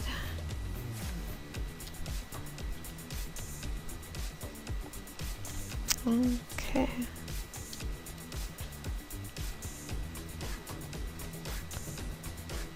I'm not sure, but yeah, I feel like there's a lot of ways we can kind of position her hair, but still not sure which way I prefer and stuff. So I experimented with where I wanted to put the hair, and I think this placement looks pretty good, so I went with it, and I did a pretty rough color of it. Also worked on the face a little, kind of nitpicky on the face. But yes, so this is where I decided to put the ponytail, but I might change that later. For now, I think this is what I'm gonna go with. If not, then I will probably push it back behind her. But let's go with this for now.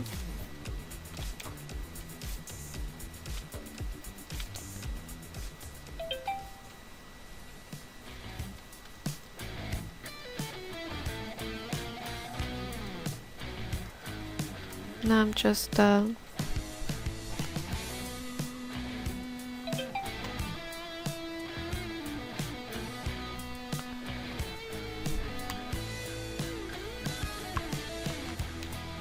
refining the strands of hair I wanted to lay on her a bit more naturally. Or at least I want the silhouette to look as natural as it can be. Now I'm gonna take a bit of this color and use it as the rim light.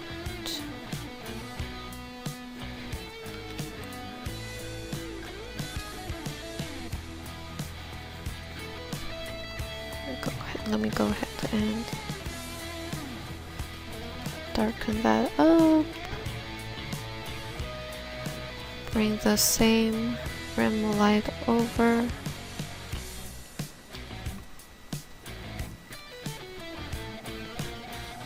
bring it down. Add a bit of gray color.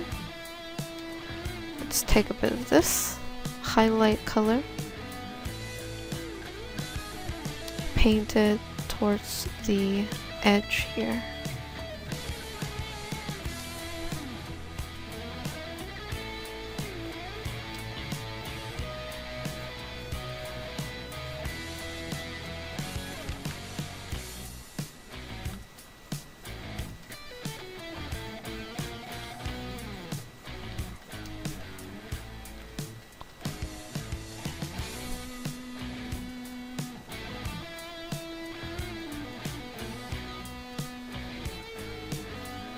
Just gonna add some highlights on the side.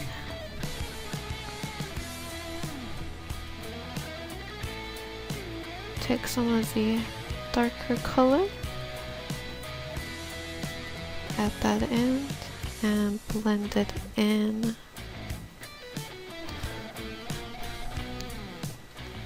Take this color.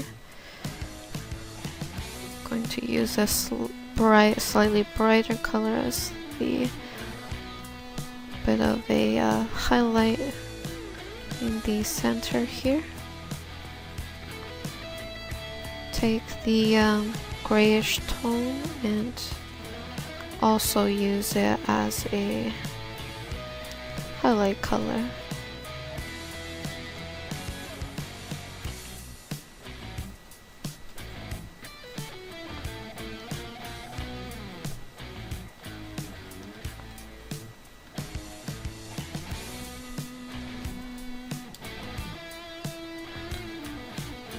Okay, now that I finished doing that, I'm gonna continue on in the face. So this is where I left off at, and I'm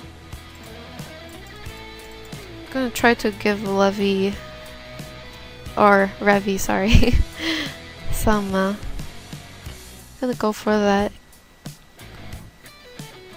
bit of a cute Asian girl look, but probably not that cute, more like sexy.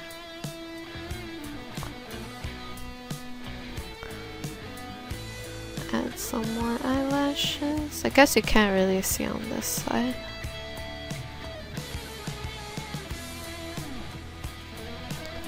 And let's go ahead and do the pupils.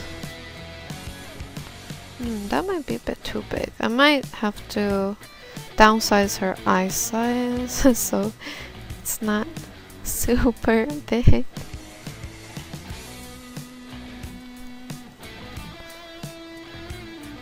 Let's go ahead and blend this in.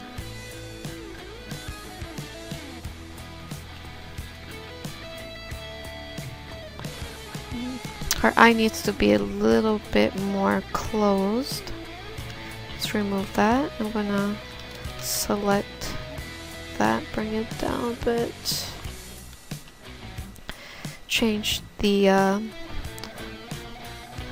eyelid position, make it a bit more thinner.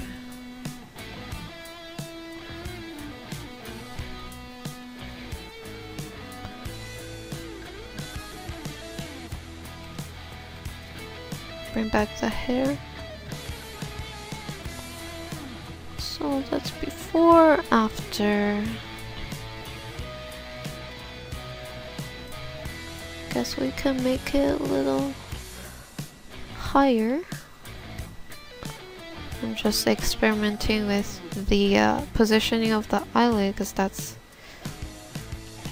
you can get some different effects from the eye look by experimenting with that. So add a bit of highlight here. Take a bit of the shadow.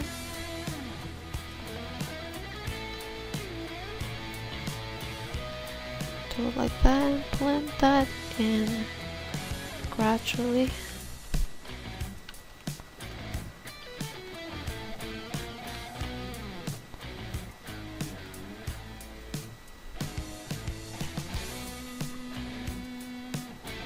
ahead and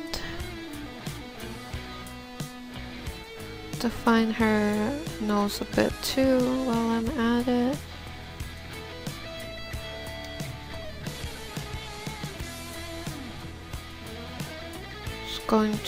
I'm going to line the lips with a bright red, and then after with a paler pinky color.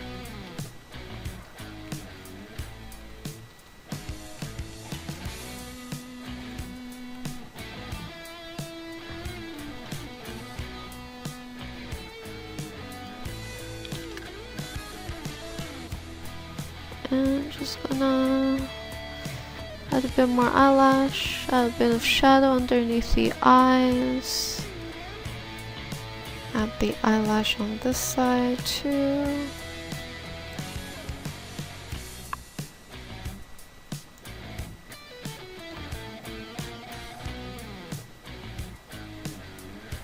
Not sure about how am I gonna do the lips. Let's go ahead, take this color. It's a bit darker. I'm just gonna contour the lips. Extend the highlight all the way over there.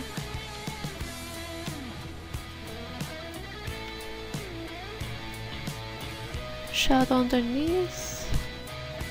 Take the highlight.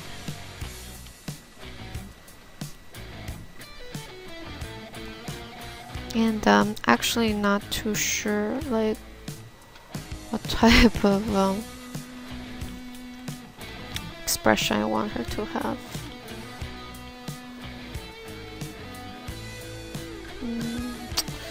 Just playing around with the mouth here.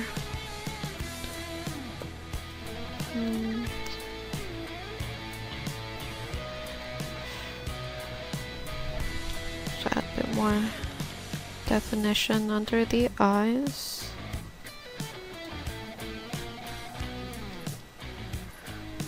Take that off. Let me rotate slightly.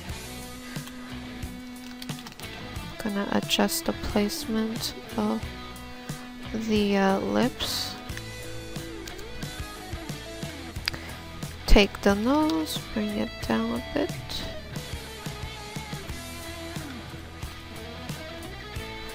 Smooth out the nose. Let's add a tiny bit of warm tone on the nose. Take a highlight color.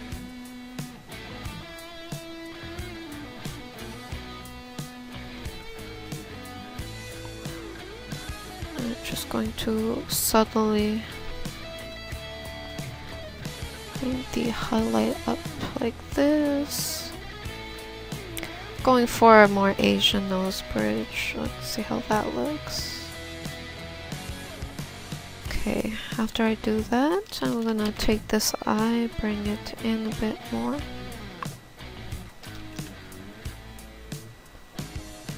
Yeah, I think that looks a bit more, bit better. The eyes were a bit too far away.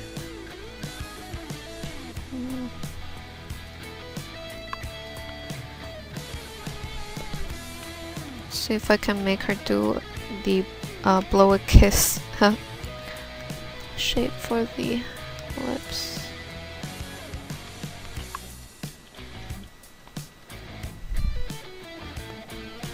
It's a bit, might be a bit too poofed up. How would it look if I add it? Nah. Now comes the challenge of experimenting with the lip shape. Okay, let me bring it merge down. Look at that.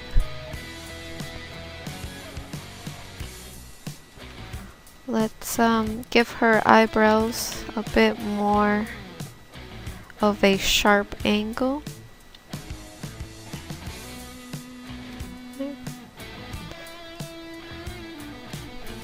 that.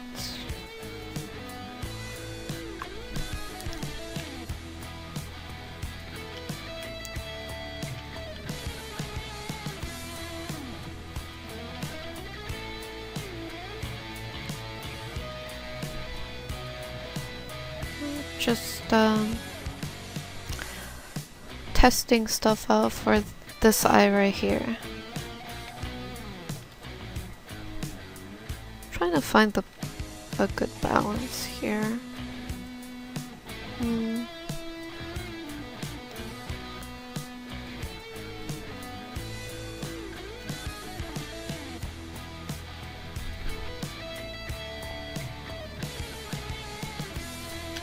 Merge down.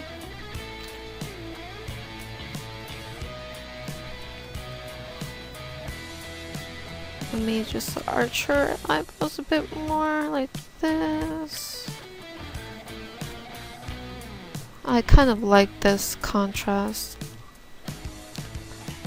You see this in a lot of Japanese makeup, like you have the eyes slanting downward and the eyebrows going up, which creates a nice contrast, and I kind of dig that makeup look, so I'm just giving it to Revy and see how that looks.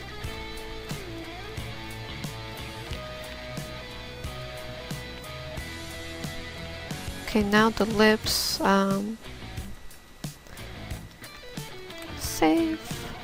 So for the lips, I'm actually not too sure, but before that I wanna bring the nose downward a bit.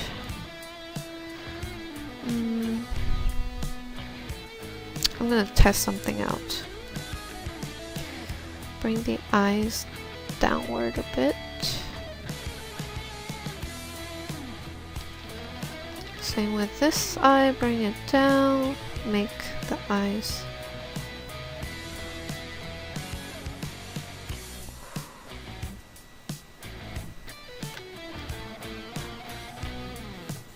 I want her eye to be piercing and alluring, so that's why I'm tilting her eyes downward a bit, staring, make her stare a bit more beneath her.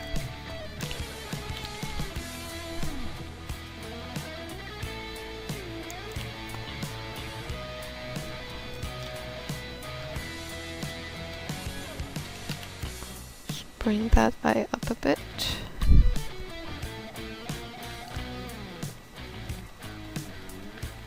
And experiment a little. Let me add a bit of...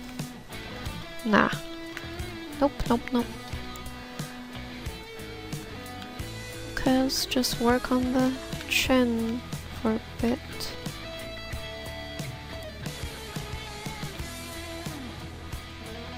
Add some shadow around where the chin is at.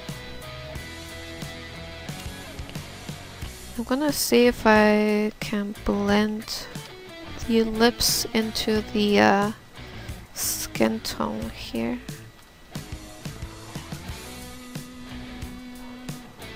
Okay, that looks a little better when it's blended into the skin.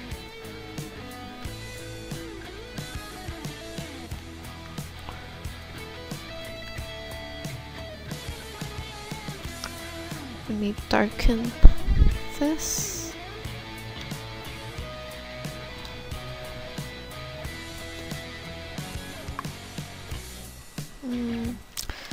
I'm going to experiment, tilt this like up here a bit.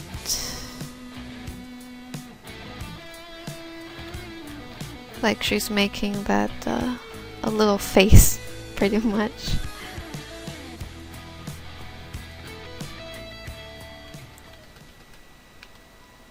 Okay. Let me see how it would look if I brought down the eyebrows.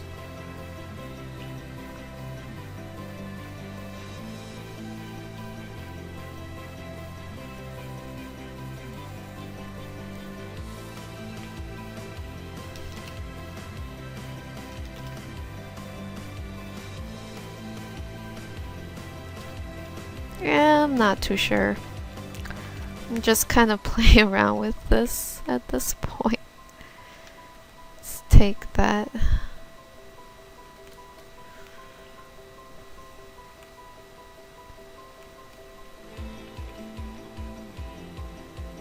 Nah. Nothing's really speaking to me. That's usually how it goes with the face, isn't it?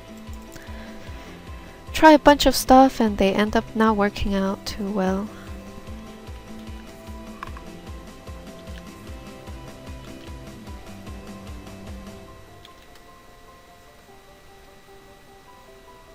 Well, maybe I can do a in-between.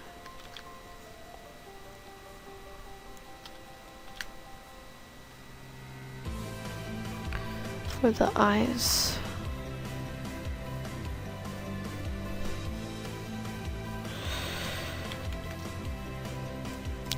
So I flipped the image. It's actually a good way to kind of work on the face because now I kind of see, okay, some areas that I want to work on. Let me first tilt the hair over a bit.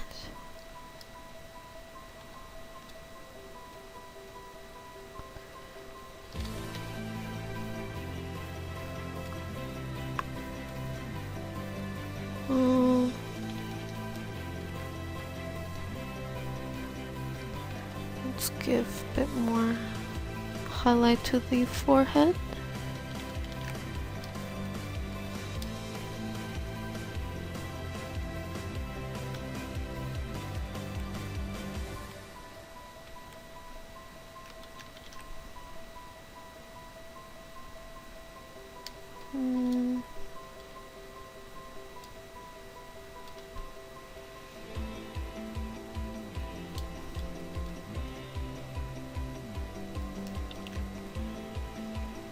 Let me tweak around with the eyes and stuff.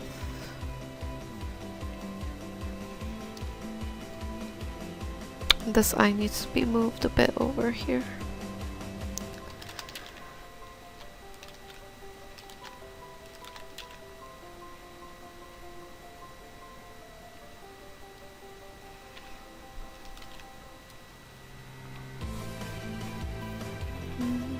Okay.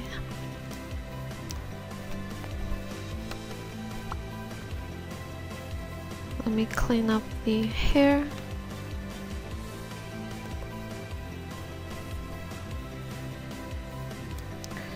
Need to also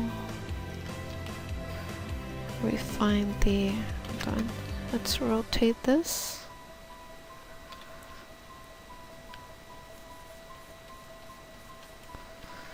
I'm gonna go into the body layer, emphasize on the shadow.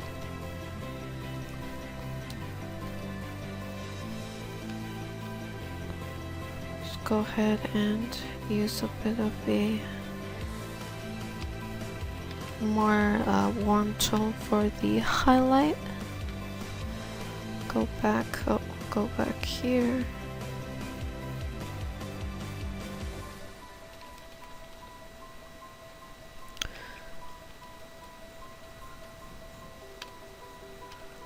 Shade the chin.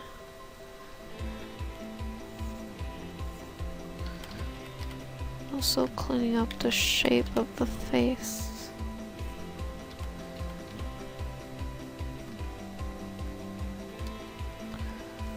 Move this over a bit.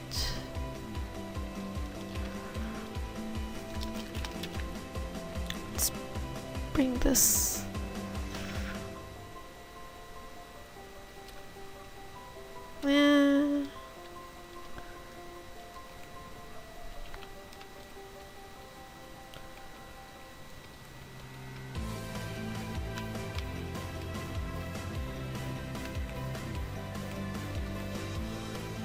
okay, let me blend it blend out the eyes a bit.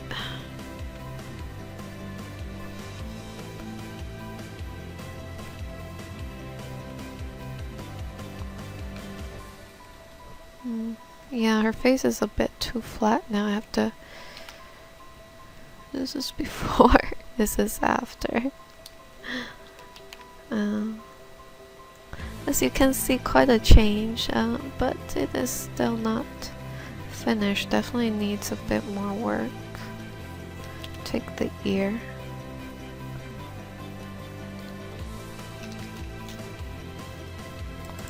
Alright, so I edited the face some more until I was kind of happy with it. Still not really satisfied with it. I think I will keep working on it. But yeah, I just wanted to bring you guys know to give you guys the update. As for the hair, I would like to yeah, definitely need to work on the eyes a bit more. Wanted to bring you guys back so that I can work on the hair a bit. I do want to create a bit more intense lighting. I'm gonna go ahead and use more of a yellow undertone for this. So created that, and after I edit it, I can go ahead and paint over it using the color that I've already adjusted out of that.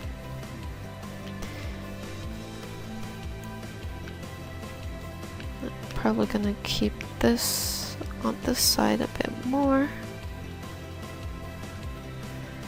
A bit on here too.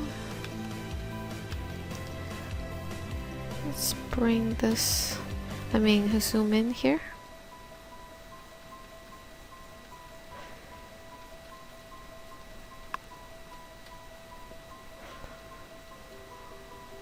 I'm going to refine this area a bit.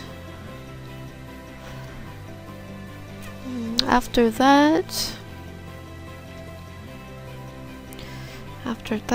I'm going to use the lasso tool, help me select a section of the hair and darken that up. After darkening it up, go forth with a cool tone, and I'm gonna use this together with the warmer highlight.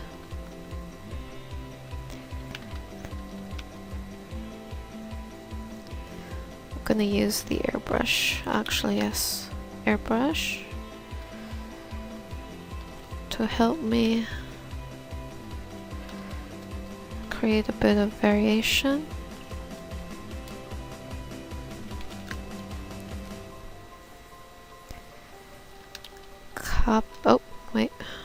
Copy, paste, darken it a bit more, erase that, merge down, and just kind of, oh man, can't be subtle at all. Let me use this color for the highlight of the hair.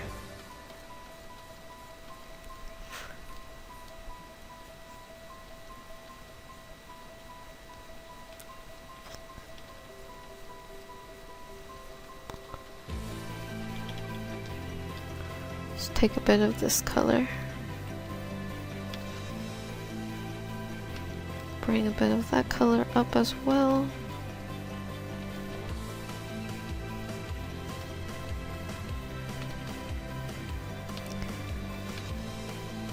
I need to redo the lighting for the hair.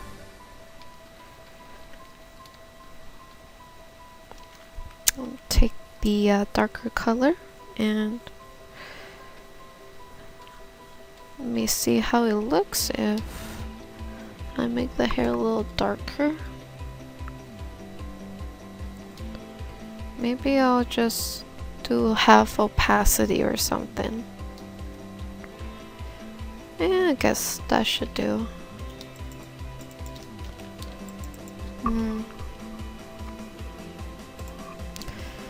Let me use the smudge tool and blur some of these areas.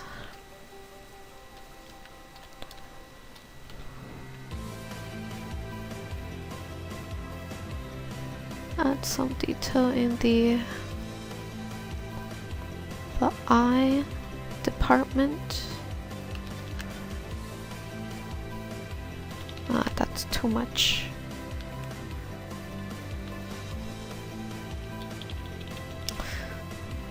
I'm trying to find the right balance of makeup for her look. There's a specific look that I'm going for. Oh, whoops. I've been painting on the hair layer.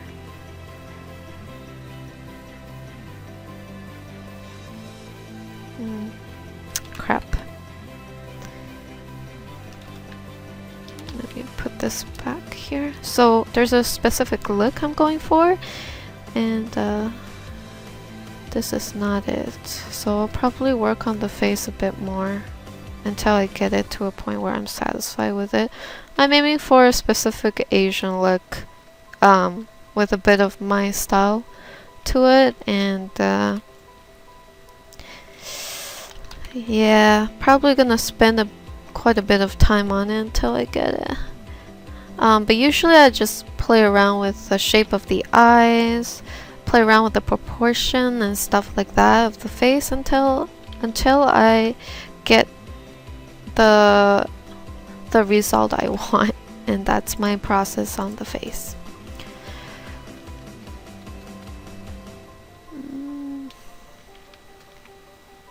Add a little dot. Nah, it's too shiny.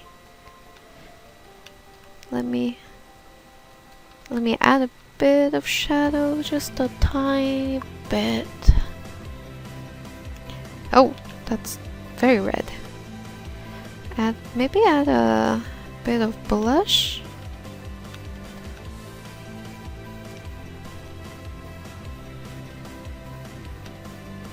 Add a bit of highlight here.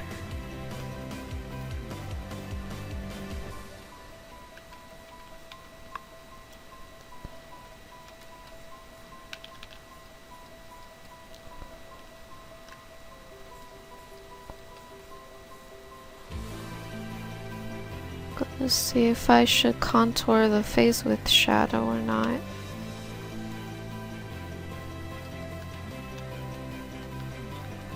Contour with shadow first.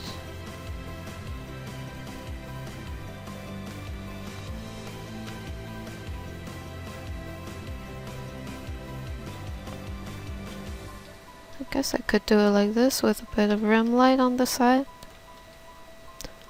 Nah, still not there.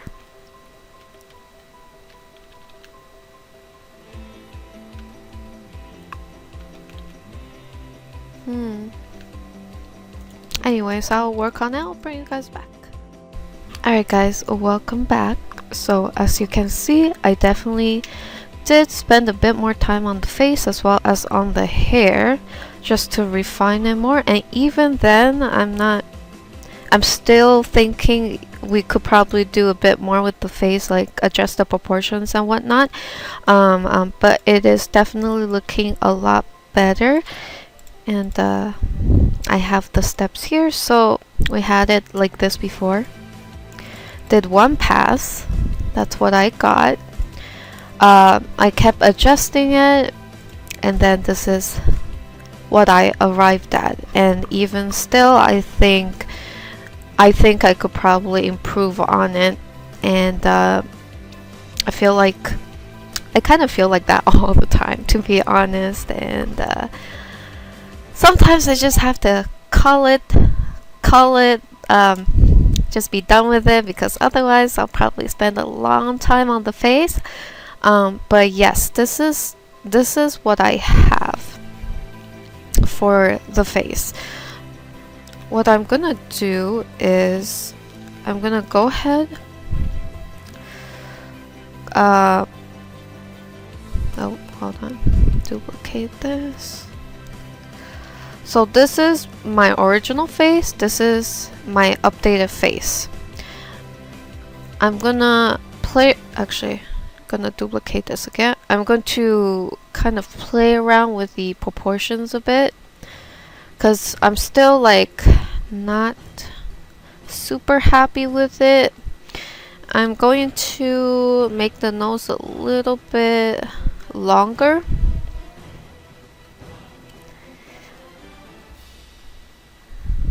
And the chin a little bit shorter and rounder. See how that looks. Oh, hold on. Take that off. Yeah, I think it looks... I don't know. I think it does look a little bit better, but it needs further work. Let me zoom in here so that I can focus on the details and stuff. And also I want to make sure she's got a cute smile, but she's got a fierce look with a cute smile. That's the vibe I'm trying to go for. Let me go ahead and blend this out a bit. I also worked on the hair, as you can see. I used this brush and I basically just painted it, blended it out a bit more, and I will probably be working on the hair a bit more as well.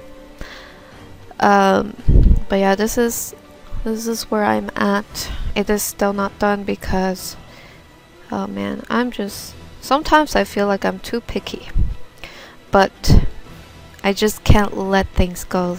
I just can't let it go until I'm completely, I guess, not even satisfied, more like, okay, this will do. That's the level of satisfaction I want to get to, at least, because I know that what I'm looking for, and I can tell that this is not it. It's kind of close, but not enough. First, I want her to have a cuter smile, so I'm gonna constrain it down. Also, I'm going to make the head a bit bigger. Yeah, I think the head needed to be a little bigger. Bring it down a bit. Go back to the body layer, constrain a new layer down. Let's go ahead, grab that shadow color. Okay. And I'm gonna gradually incorporate a bit of shadow onto the body from the hair that's on top of her chest area. I think once I have that, I think it will start to look a bit more logical and stuff. Let me go ahead and add a soft rim light around.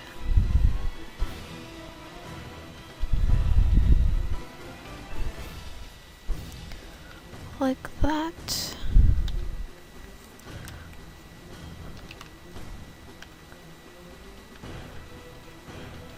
And just refining the clavicle. Just make it a bit more clean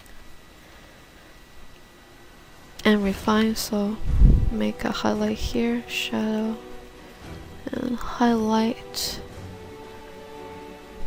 Bring up the shadow for the arm. Add a bit of rosy color.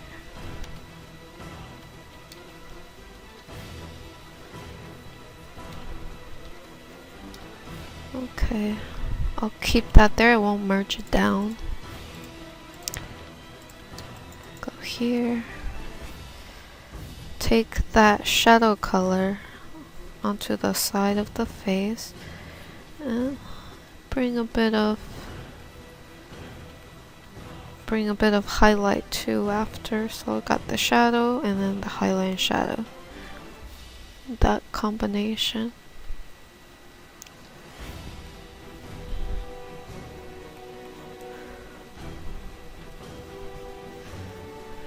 Okay. Let's go ahead and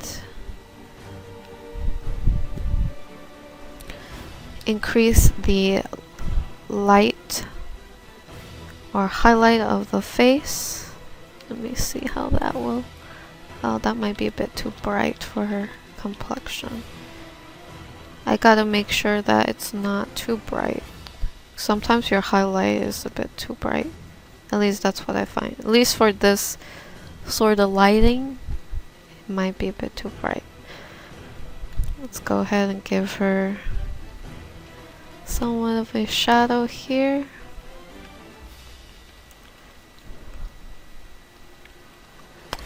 As for the lips, I'm gonna go ahead, add a bit more of a pinkier, grayed out pinkier tone for the lips. Add a bit of purple tone here.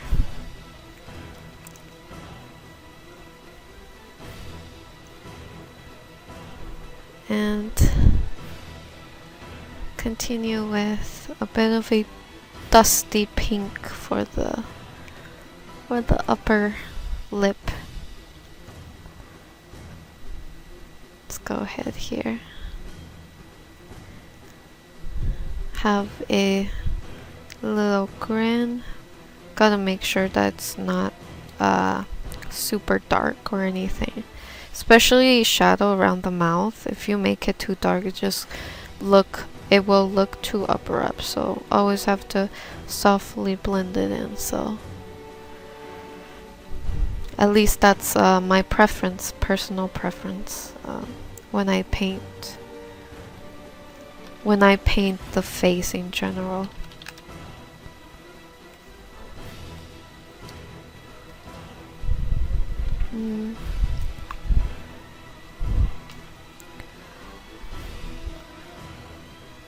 See how it would look if I opened up the eyes a bit.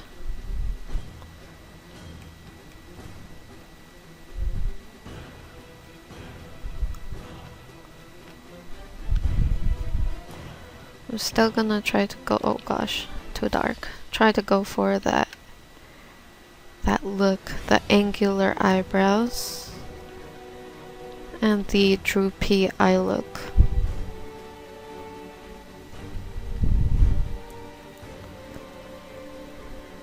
Now gotta ease up the eyeliner over here. It's a bit too thick.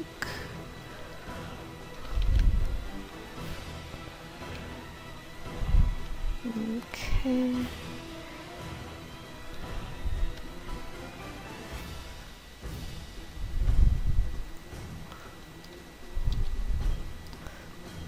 Before, after. So I flipped the face because I wanted to see kind of what it looks like flipped and stuff, so I can continue working on this. The face is takes a lot of time because you need to get it right or it's gonna look off, and I'm super picky about it.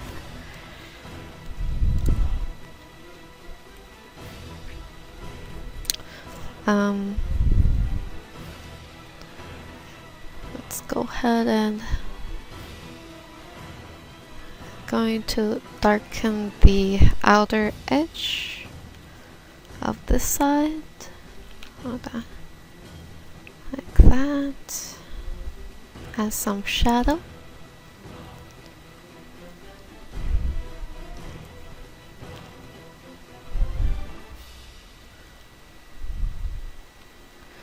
Okay, let's draw some teeth.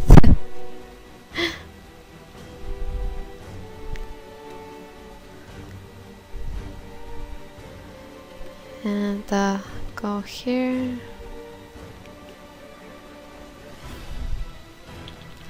It goes into a dark shadow.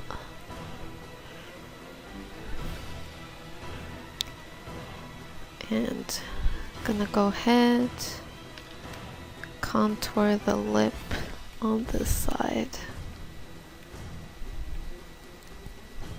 I'm just using the hair color for the upper lip. And okay, I see shadow going like here and stuff. Let's go ahead and add a bit of blush there.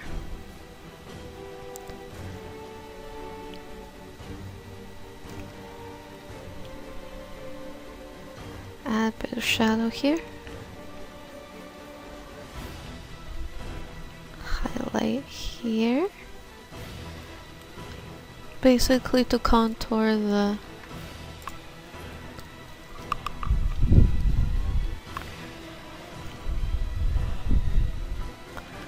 go ahead, define the underneath the mouth.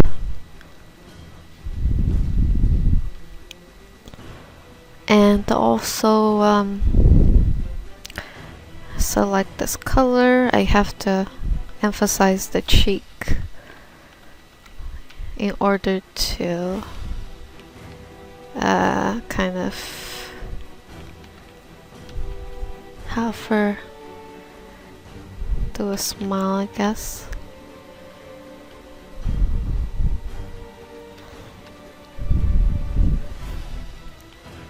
And for the nose, I will just blend it in.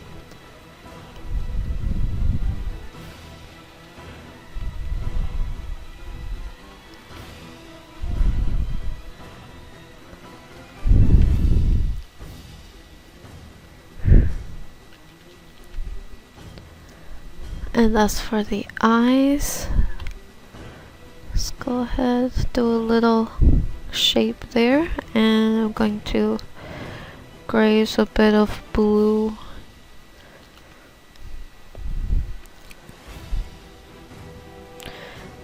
darken and add a tiny bit of yellow towards the bottom of the eyes. Okay. So this is kind of where I'm at.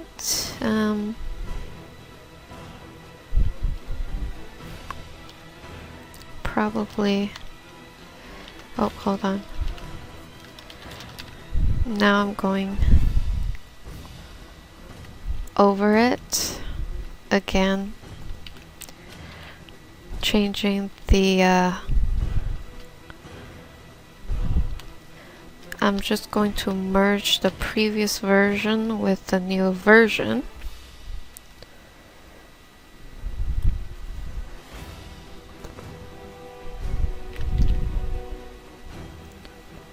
Actually, should I remove that? Oh, let me go ahead and just blend this in a bit more. Use more of a fleshier color for it.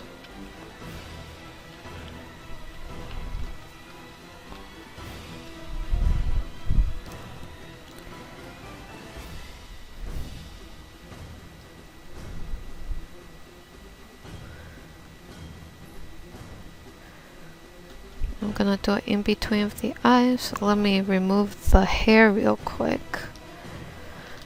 Copy the eyes on a separate layer so I can play around with it essentially. Try to make the eyes a little bigger. Just by a bit.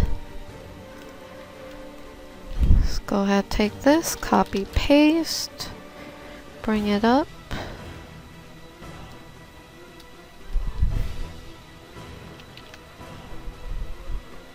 Take this side, bring it up. Essentially just giving her more of a smile, like squinty look to fit the smile and stuff. I wonder how it would look if I angled her eyebrows a bit more, or bring it in actually too while I'm at it.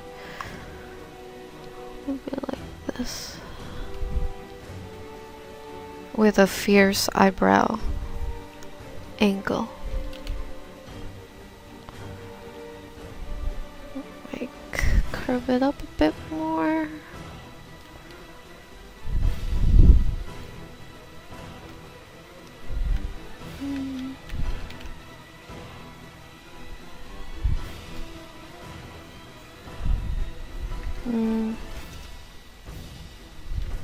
I think what else I'm gonna do is I'm gonna see how it will look if I remove the shadow here. Add a bit of highlight.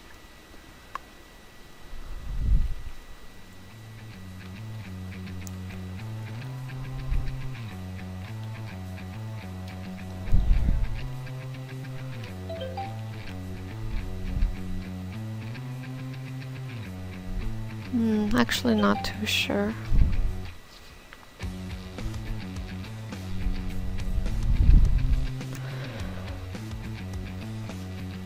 Well, let me reduce the opacity merge down.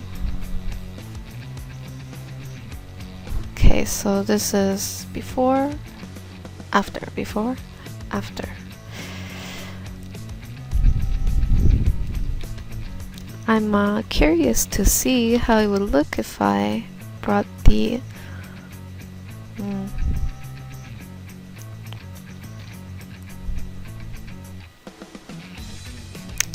not too sure actually. Maybe if I brought it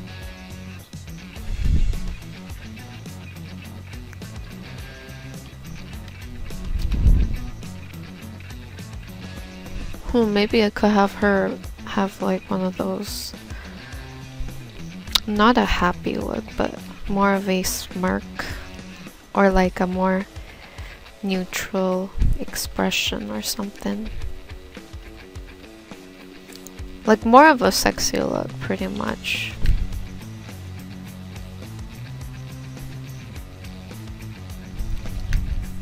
Remove the teeth white part.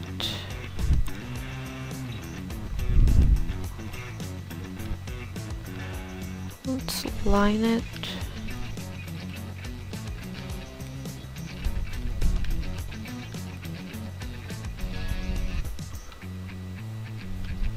Add the lips. So the lips is a little poofy. I'm gonna make it a little smaller, as well as work on the surrounding area for the lips.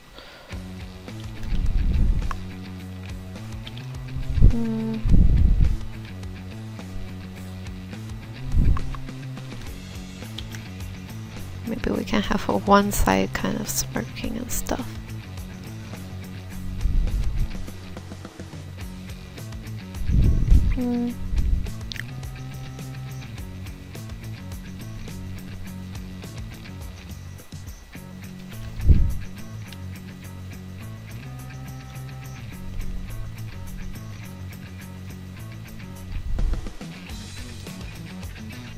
Don't mind me, I'm just kind of playing around with the expression now. So yeah, the face takes a while, because I play around quite a bit before I settle on or I call it there, like, I'm okay with this result type of deal with the face. Maybe, oh, she doesn't look crazy enough with this expression.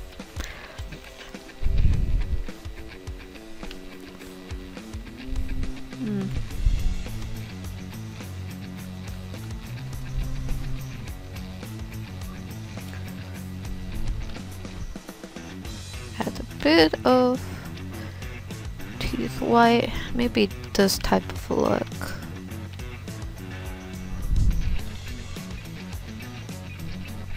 Kind of want to make her have I guess this expression will do.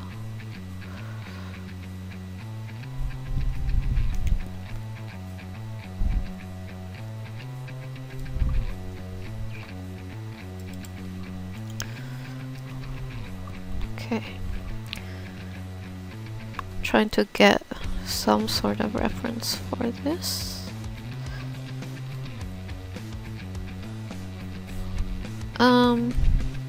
Let's make her have a neutral lip.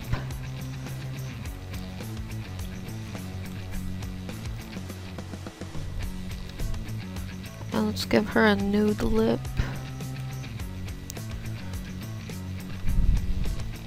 I'm going to use a slightly darker red tone for the lips.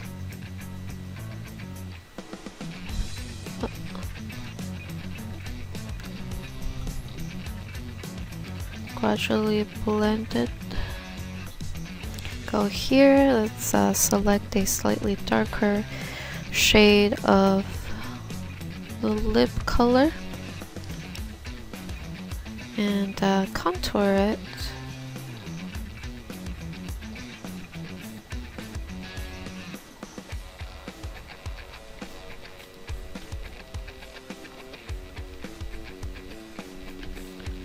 And I'm just going to blend it downward.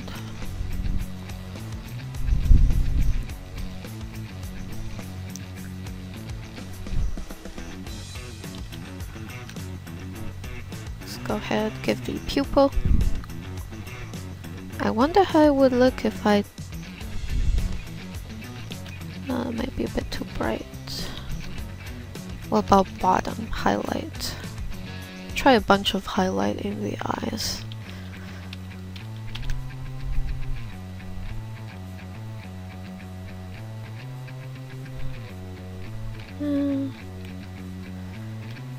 I guess it's okay like that.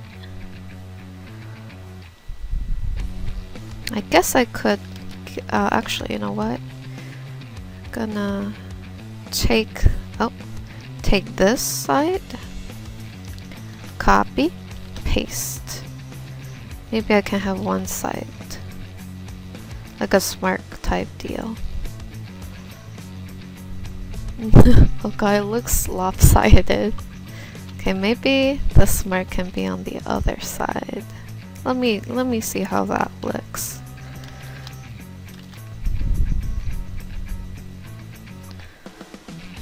Yeah, it can be on the other side, but I don't much like it.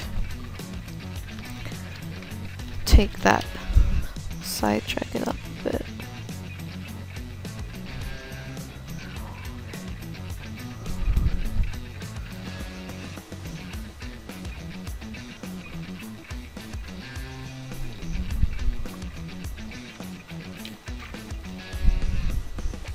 Let's do it in between. Let's see how that looks. Yeah, I guess that's not too bad. Sometimes when I'm not sure, I just do a in between of the new version plus the old version. And sometimes it's better in the middle.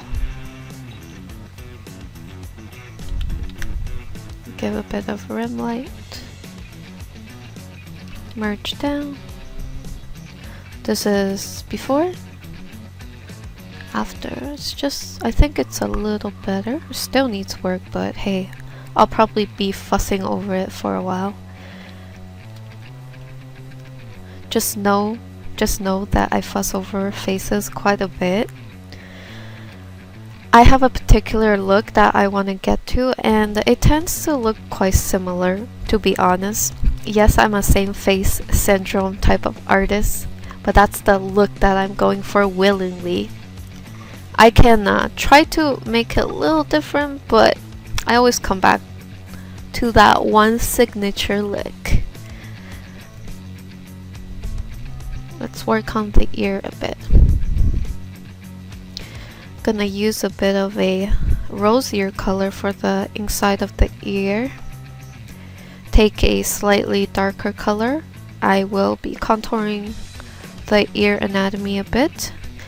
I think ear is also one of those areas of the face that's quite tricky and takes a bit of time to learn and get used to, I would say. At least for me personally. I think it took me a couple of tries, and finally I used reference after a quite a long time. I'm not sure why, but now I know better.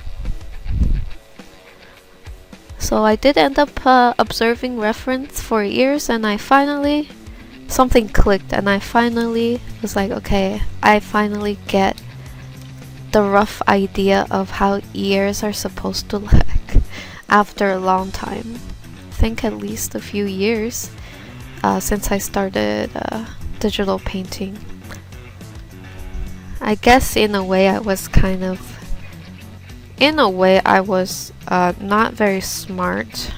I should have used reference if I didn't know how to paint something and not just guesstimate type deal.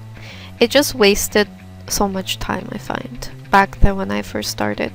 Or I was already painting digitally, but I could have learned faster. But yeah. That's why I think ears are one of the harder areas to paint on the face, because it's got a lot of little details, and there's many ways of drawing ears as well. So yeah, that's what we have. Let's go back to the bangs. Let me refine it a bit. Go back to this. Let me see here.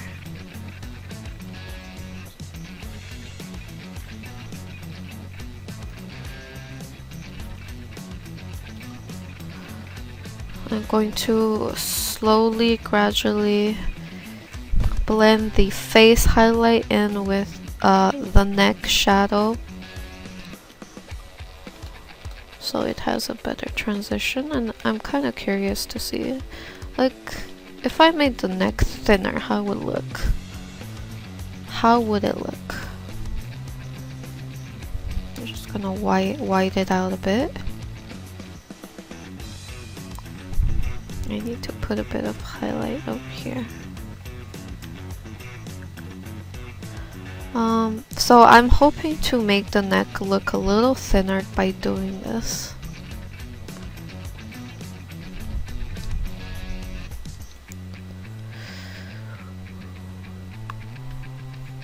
Looking back and forth at the my second monitor, trying to figure it out, basically trying to see if what looks better, pretty much.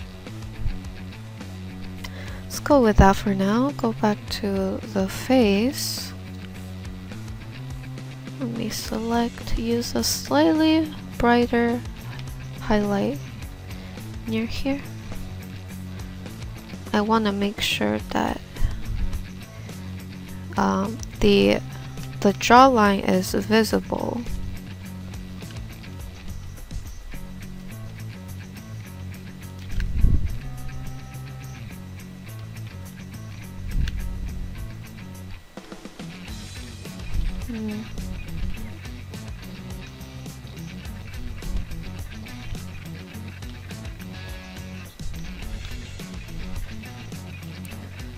Need a bit more shadow here.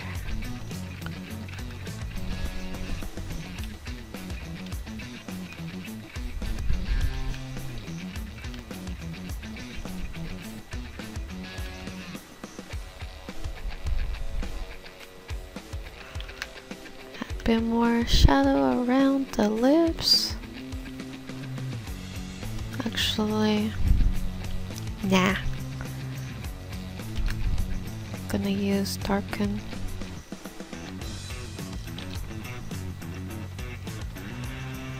Let me add a bit more shadow on this side.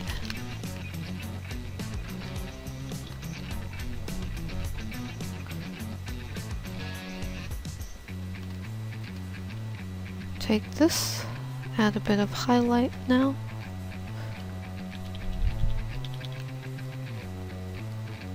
And then add shadow.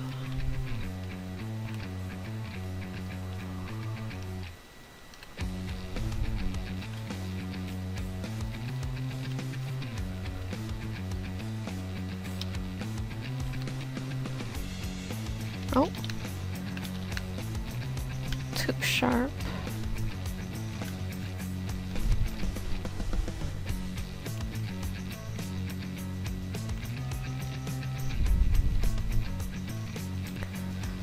Just gonna gradually sculpt out the chin. Go back here.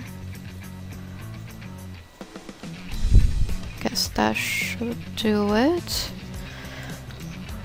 Alright, so probably could use a bit more detail on the glove actually.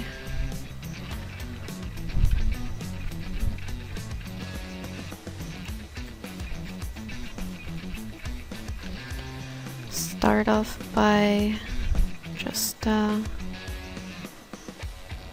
scribbling some highlights and shadow according to the lighting that's already there on the hand itself. I am just transferring the same light source where the shadow and highlight is supposed to be onto the gloves in the color that it's gonna be pretty much. Let's go ahead, add a bit more highlight.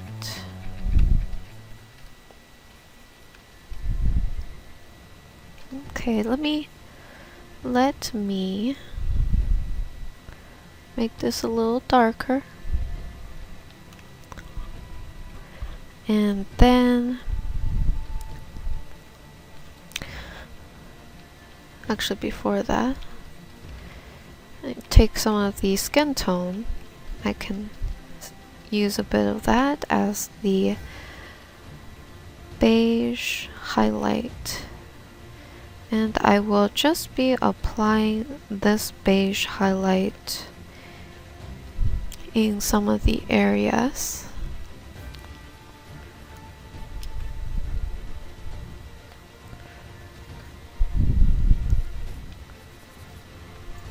Same for here. Add some of that beige highlight. Like that. Oh yes, and I was going to work on the tank top. I went ahead and looked for a black tank top texture because I wanted to add a bit of that onto the clothing as well. Let's go ahead and do that. Okay. After I apply it, I warp it to the part that I'm going to apply it to. Sometimes it doesn't end up working out. I just want to see how this will look.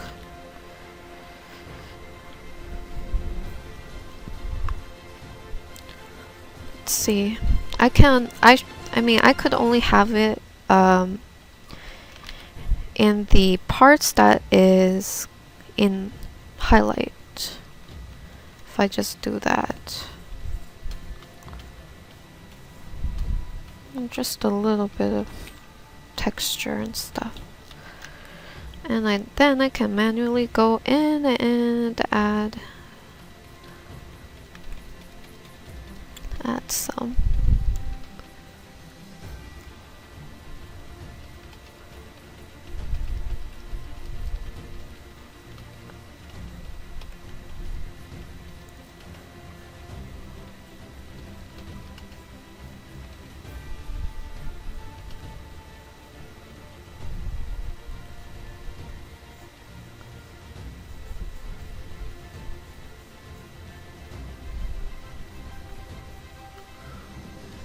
Okay, it's not really matching up too well with the rest of the clothing. It adds a tiny bit of texture, but that's about it. I would still need to have some details here. I'm just going to manually paint it in these brush strokes.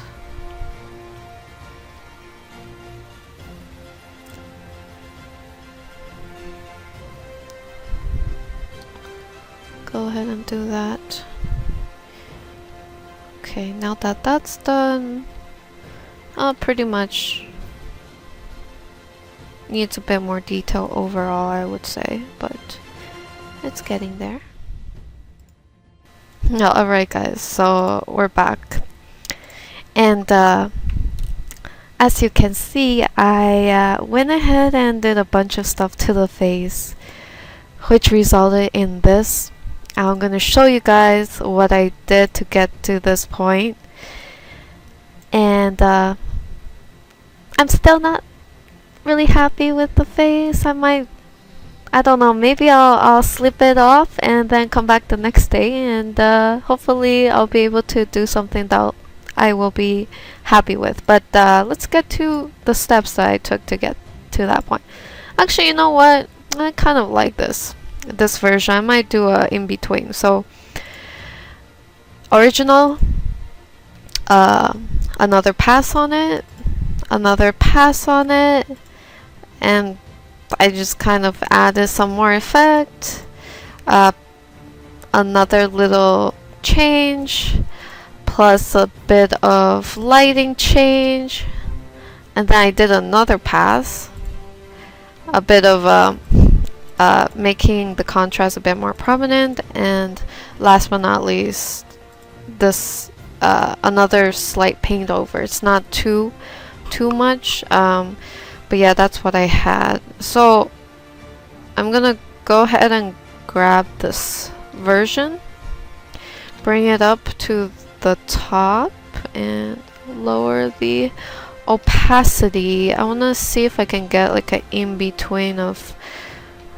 the most recent version and then the older version. See if I'll be happy with that.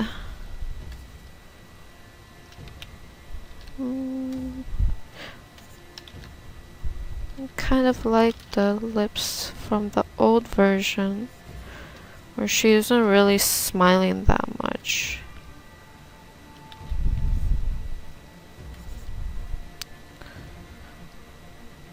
Actually, should I have her smile? Anyways, guys, just wanted to show you guys that process, because there's still some areas to tackle, like the body. I'm gonna leave all of this steps that I did, because honestly I'm not too sure, and I feel like I might go back and do a bit more work on it. So I spent on this piece probably a few hours on the face. I didn't record everything, just to explain to you guys that the face definitely takes quite a bit of time.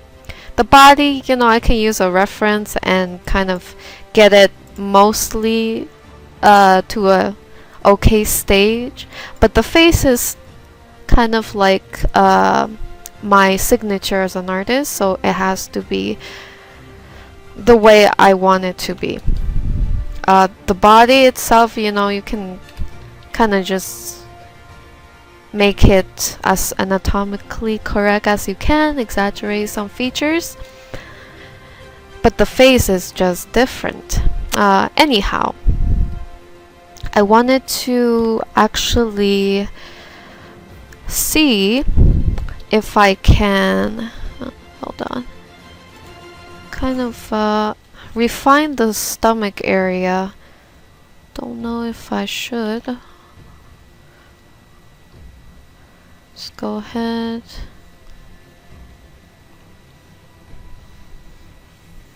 Just gonna select the side. I'm gonna go ahead, copy, paste. Hue saturation, darken. Make it a bit more colorful. And then I'm just gonna slowly erase it. Zoom in here. Gonna start by blending it in manually. I'm gonna have to make sure this part is highlighted. Let's add a bit of this as a highlight inside the shadow type deal, and blend out the rest of the belly button highlight.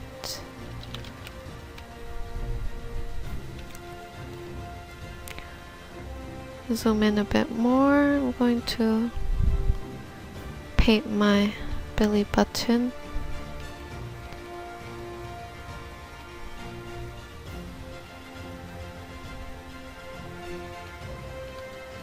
And maybe the face isn't right for this scenario. I'm starting to rethink it a bit.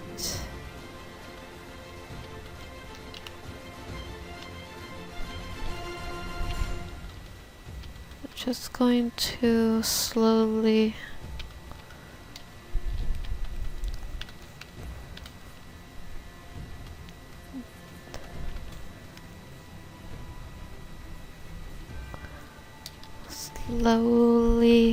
blending it in.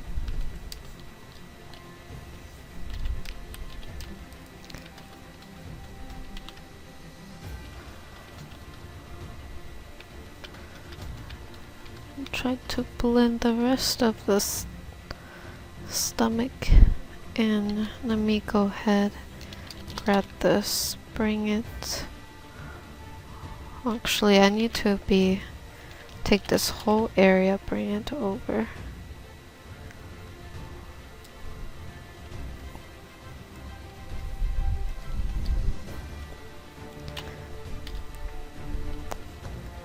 Gonna add a bit of highlight here.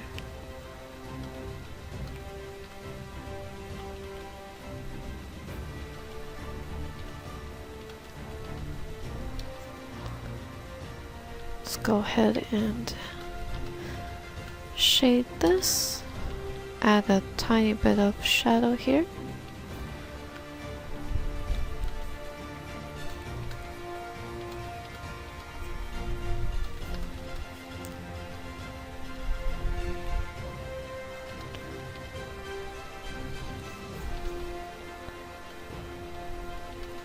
And just gonna blend this up.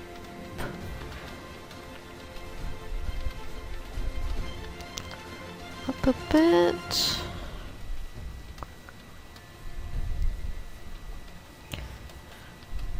Bring the hip bone outward.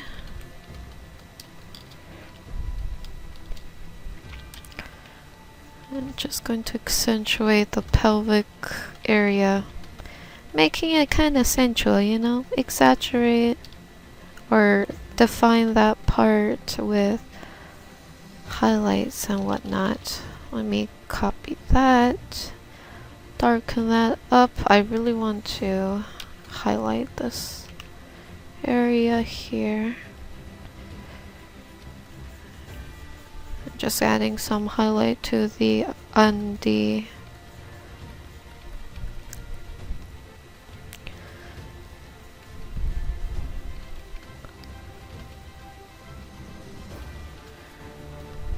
Let's go ahead and select that.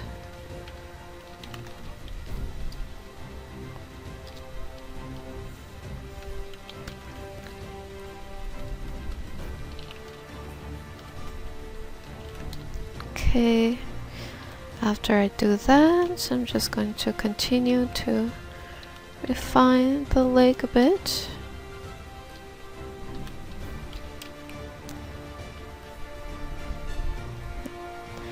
take a highlight color. Let's add a bit of highlight to the leg. I'm going to have to constrain everything. Highlight the leg. Put shadow around this part.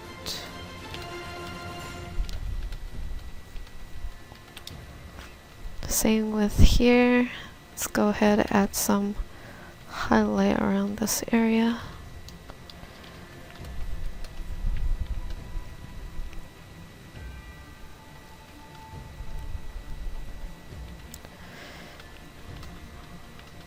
Creating a bit of glossiness to the skin.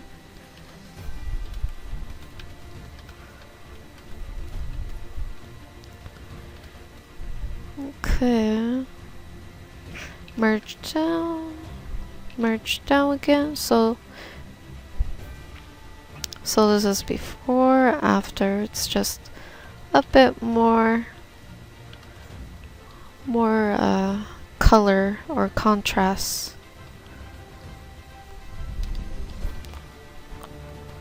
I guess we could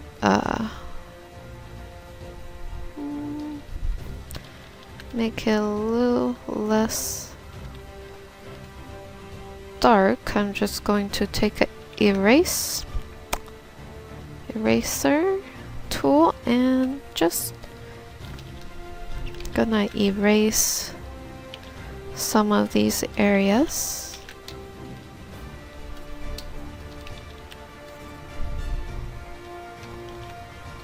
Probably don't need it like that. Let's go back to... Actually, I'll just have a tiny bit of it. Hold on. Go back.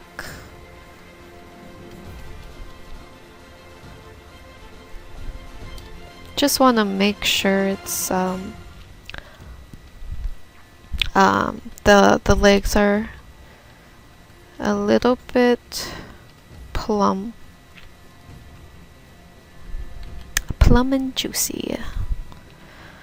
Select underneath that part. There.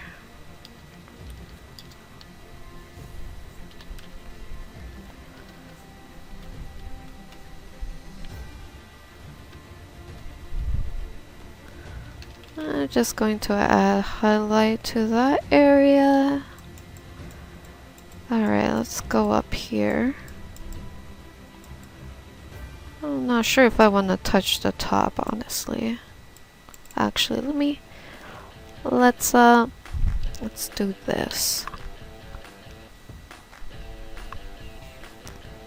So most of the shadow is around these two areas for the most part.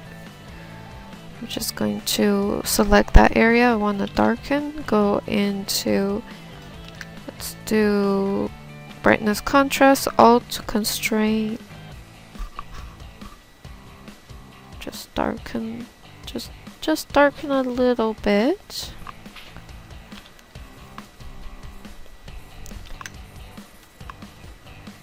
And kind of erase some parts of it to try to blend it in, but yeah, just make some of these area a little darker, and this is the result it gives.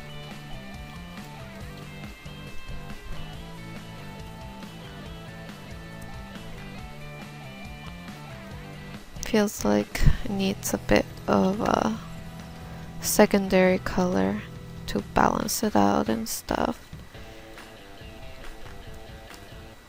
So after I do that, actually before that, let's go ahead and do that. Zoom in here.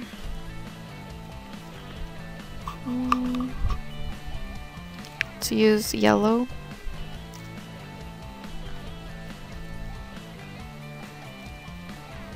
I'm gonna start by adding a bit of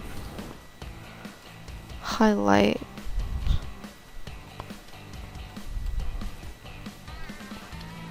Let me see if it works. Probably not that color actually. Let's redo that. Let's do this. Alt, brightness, turn it up. Fill the mask with black so that nothing shows up, and then I'm gonna take a brush and see what I can do here. So I'm gonna increase the highlight on top of the chest area, and also to highlight the contour of the neck. Bring down here and up here on the shoulder.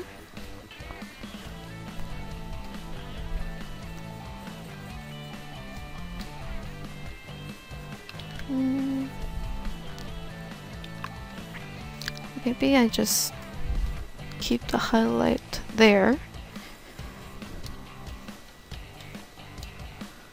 Remove it from here. Nope. Maybe I'll just have it here, maybe? It's too abrupt. Remove it from there.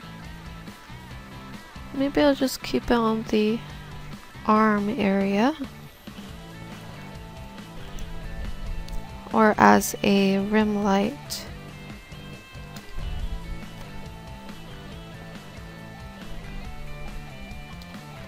So you'll just be used as rim light to highlight the shoulder blade area.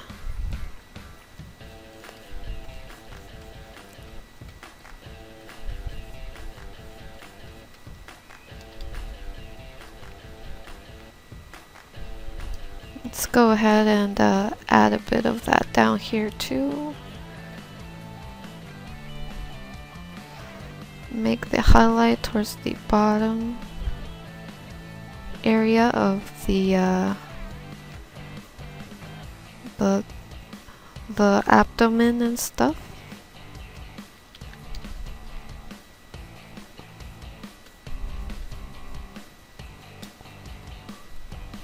Let's keep it like here or something.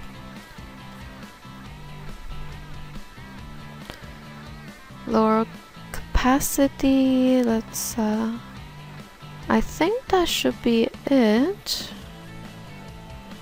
So this is the edit that I did, just kind of increasing the overall saturation and contrast of the torso. It is not necessary, I don't think, but I think if I do a few more layers, stuff like this, layer on the shadow, highlight and stuff like that, and that's how I usually get to a point, that point where you're seeing a lot of my pieces. So this is the holster. I have not worked on this. I'm kind of lazy. I know this is gonna be a pain to work on, and plus you won't be able to really see it. And also the tattoo, I'm not sure if I want the final piece to be this way or the other way, but I'll probably add the tattoo in later on. But basically for the tattoo, I would either paint it on manually, or I would there's like the tattoo design on Google that I can just take and plop it on her arm and stuff and use it as a guide. But yeah, her design, her tattoo design is somewhat complex,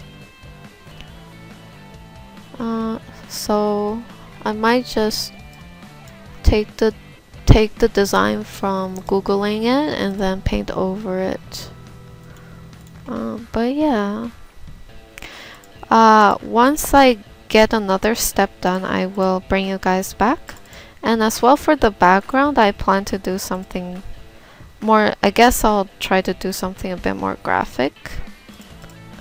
But yeah, I will see you guys once I once I make a bit more progress, I guess. Hey guys, so this is the next day. I played around with the face, kind of went back to a previous version and just kind of played around with the proportion, as you can see. Here's a bunch of my face experimentation. And I finally, I settled on this for now. And as for the background, I added some gunshot marks on the glass and some graffiti texture that I found by googling graffiti. So this is also from Google. And that is where we are. I removed the hair so that I can work on her holster. So that is where we are, and let's just get started, continue where we left off. So I have the rough shape of the holster. I'm gonna go ahead and establish the shape a little better. Let's go ahead and put that there.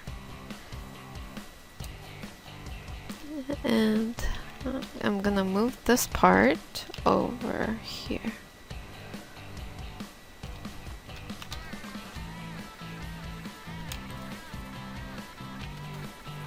So for the holster, I'm using a reference because I have no idea how it's supposed to look. So this part, there's not much to say about how I'm gonna paint this. It's gonna be mostly observational, and there's gonna be these. Actually, technically, I could probably do this. Technically, reference using can apply to literally anything that you do. You can use reference for poses, for how to render fabric, especially fabric, because sometimes fabric behave very differently from how you would imagine it, just kind of free-handing it or without reference. It's quite different from that. Something that I learned. I kind of observed and learned as I use more reference and stuff. But yeah, so for the holster, I am using a reference of Revy cosplay. And pretty much just observing. Probably not gonna be too accurate on the actual how it's actually supposed to look, but I think it's good enough since you don't really see the holster all too much from this angle anyway, so it's okay if we just kind of want to get a rough get it to a rough look of how it could be. I believe there is a button here.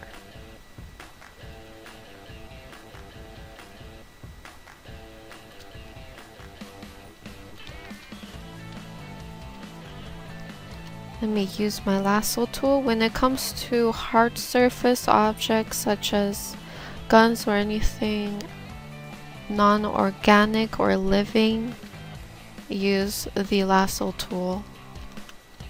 It's very important because otherwise you won't be able to achieve those smooth lines that you need to be able to get on some of these. In fact, funny, well, I guess I will share this story with you.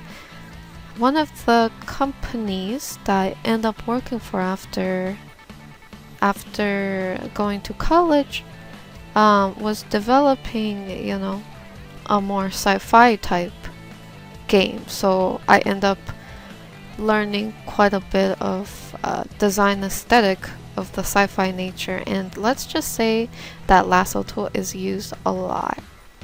It's very technical, a lot more technical than fantasy themed concepts. And fantasy, of course, you would also use lasso, and it's very interesting how the design rules, kind of. It's not really rules, but I guess it's rule of thumb that you go by.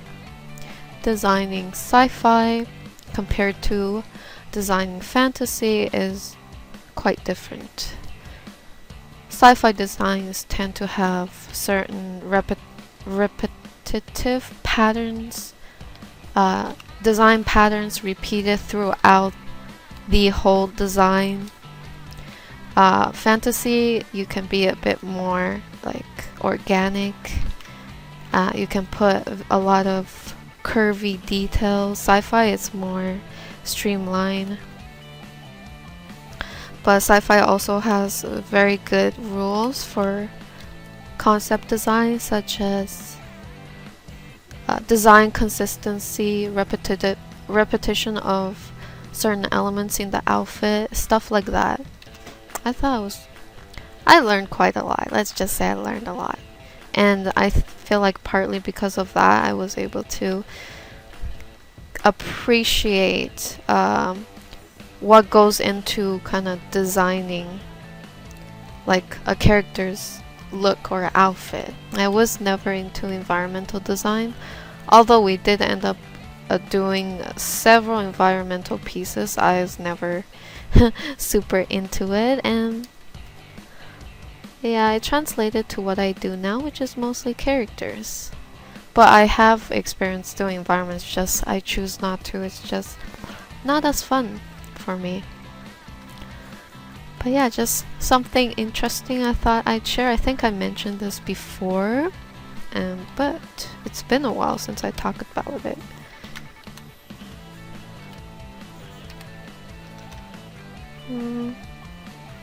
So this is a rough look of how the holster is kind of from observation.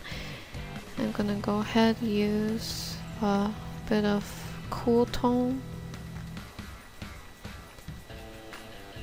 on the leather. Bring it down. I can gonna add some,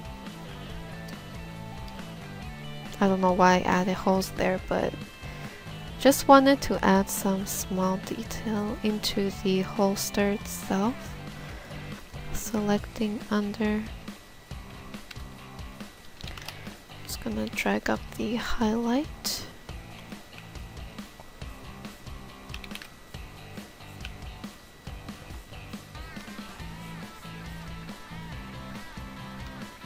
Some more highlight,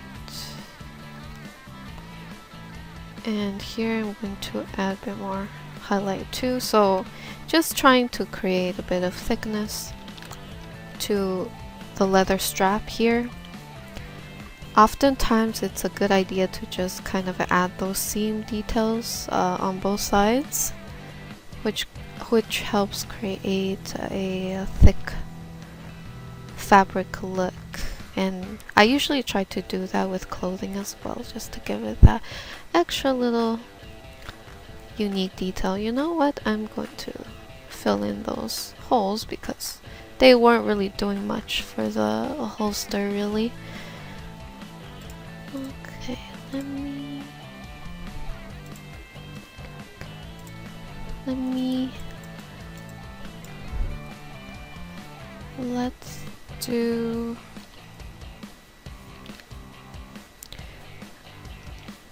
do some additional design here. So looking at several cosplays for her, and they have several different holster designs. I am taking a look at another one, and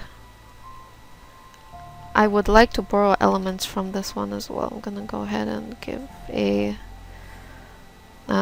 metal button here. So actually, interesting enough, you see this a lot in sci-fi as well. Like small details like this really help sell the design. And yeah, I think this definitely sells it. Make it a bit more military looking. Let me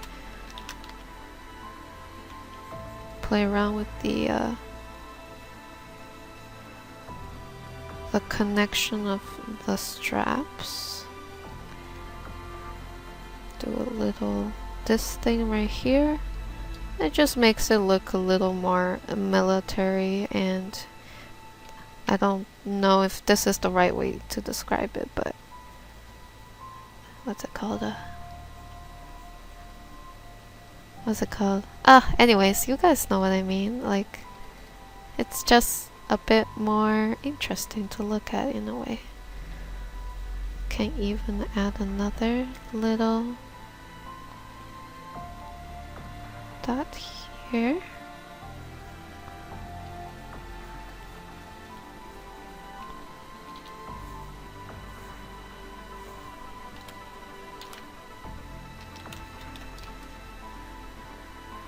Let me go ahead and copy paste. Brighten it slightly. Merge down. Bring some of the cool tone highlights onto these area too.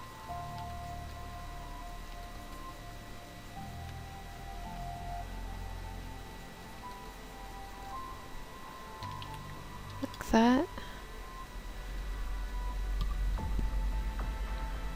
And I'm gonna go ahead and do the same thing for this side.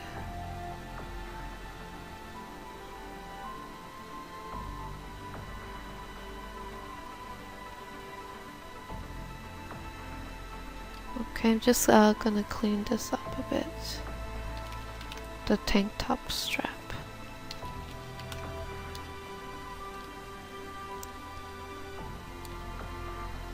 Okay. Let's remove the tank top strap for now. I'm gonna work on this.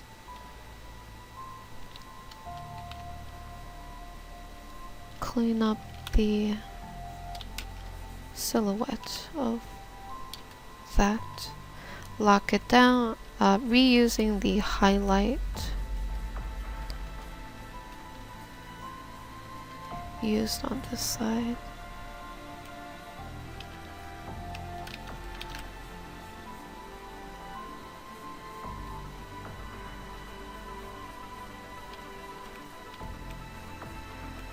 And I'm just gonna gradually blend this in.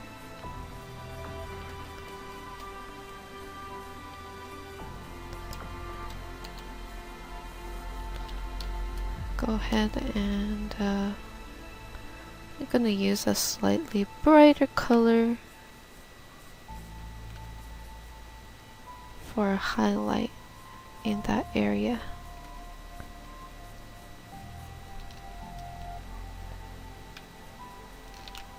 I'm going to increase the contrast. Okay, let's have a look. Oh, hold on. Let me align the corner here.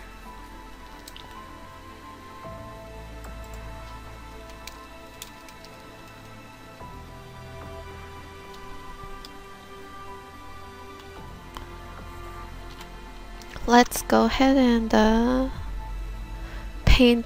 Actually, you know what? Should we even need to? I don't think the gun's gonna show up, but yeah, that's the holster. And here we have the hair. As you can see, I did kind of work on it a little. So for the holster, it is the detail is pretty basic for me. I would prefer it if it was a bit more detailed.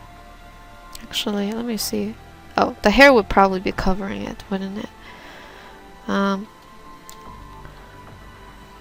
would like to at least add some drop down shadow for it.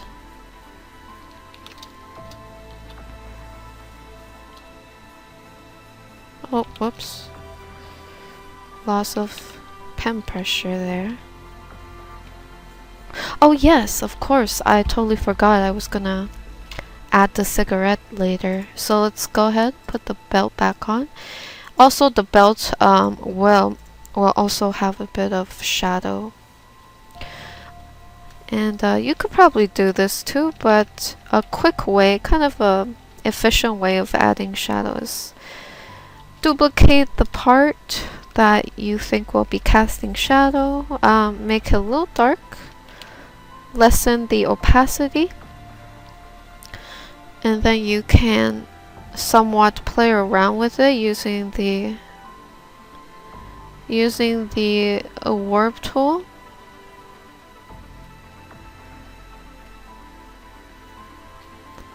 Like that. I don't know if maybe needs to be a bit closer.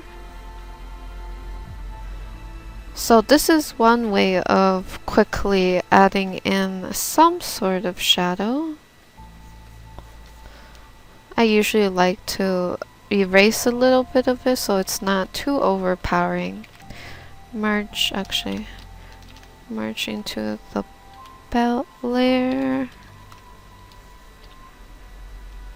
Take a bit of that shadow. Same with that, I'm gonna make a new layer. So that belt will probably... would it be a stretch if I put a little bit of it here?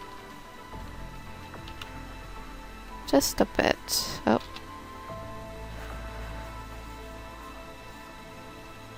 Being quite subtle with it, so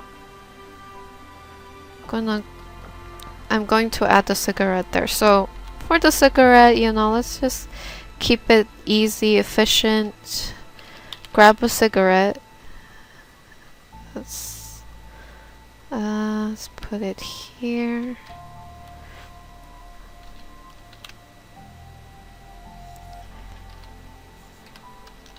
Go ahead and fill in any spots that needs to be filled in. I think I might play around with the... Maybe I'll put it here.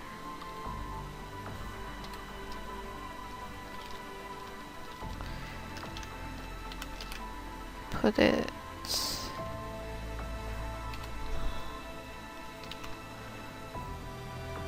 I think that should be okay.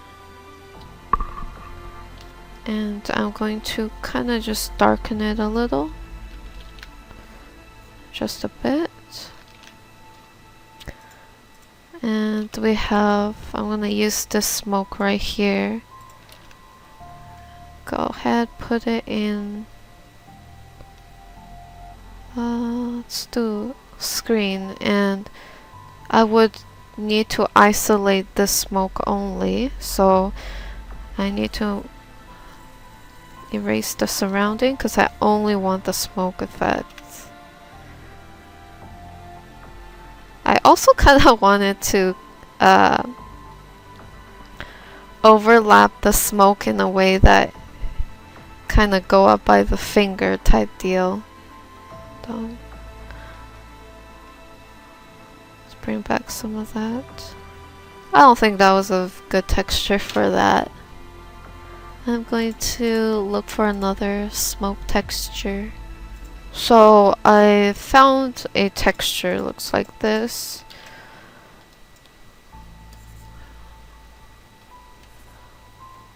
I put it kind of near the finger because I wanted to see if I can manage to do what I had in mind, but this gunshot shattered glass texture is in the way. I think I need to move this somewhere. Let's see where I can move it. I'll move it over here maybe?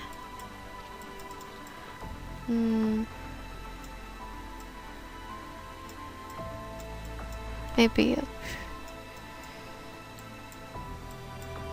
actually, let's see where the smoke is going.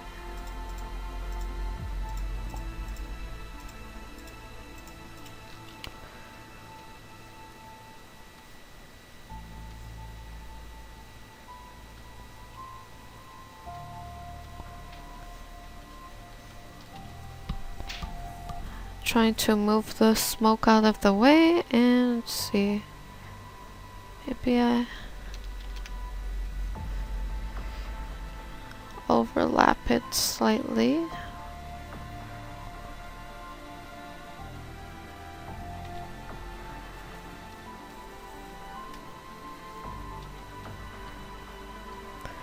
Yeah, I guess this will be okay. Put her hair back.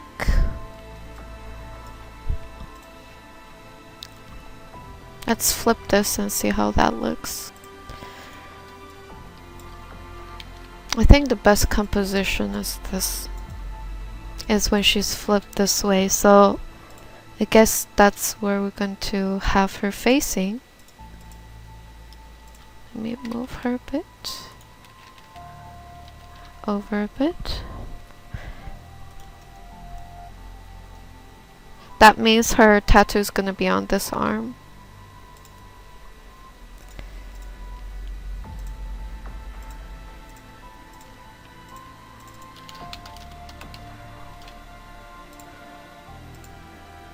Alright, I'm just gonna prepare to do that.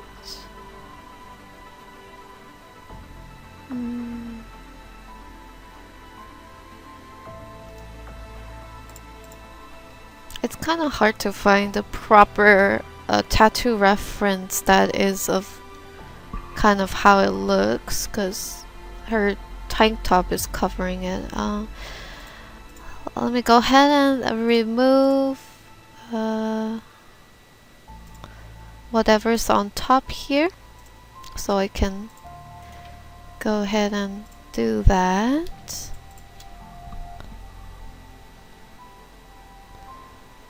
Alright. Clean that up real quick.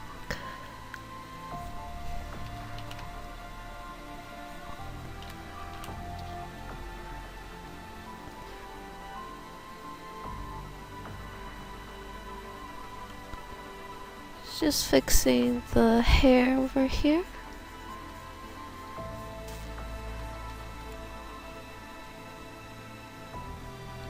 Go back to the tattoo layer. I'm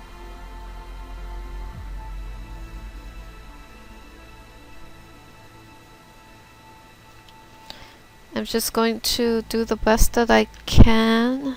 I'm gonna use the multiply layer for this.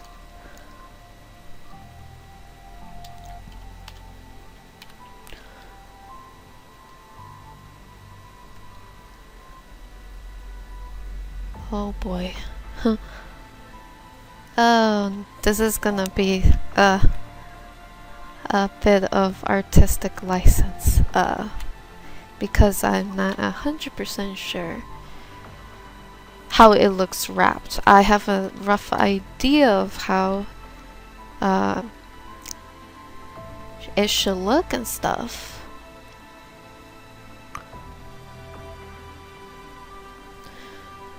Using the lasso tool, I am creating the oh god, I don't even think this is right. Oh my gosh.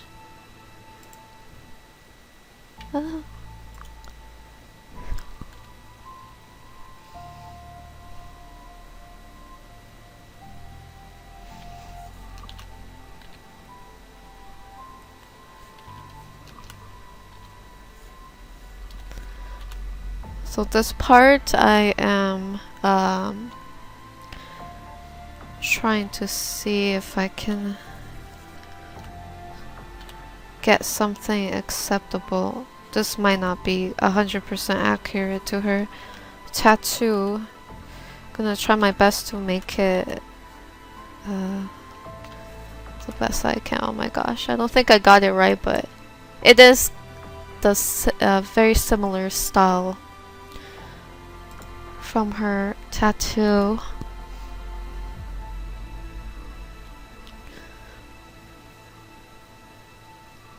Could probably do some interpretation here.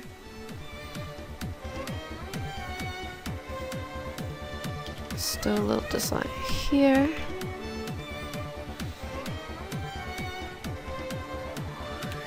Oh.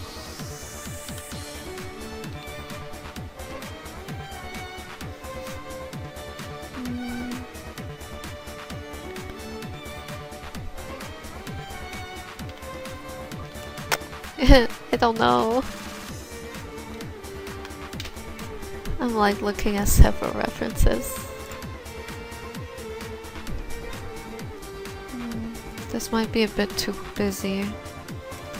The way I drew her tattoo might be a bit too busy. Let's make it a little wider here.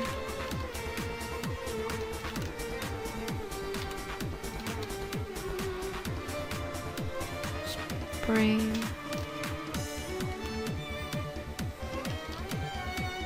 this over.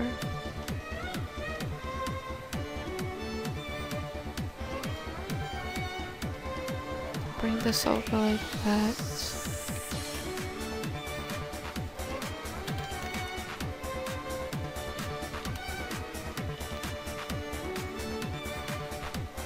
Delete.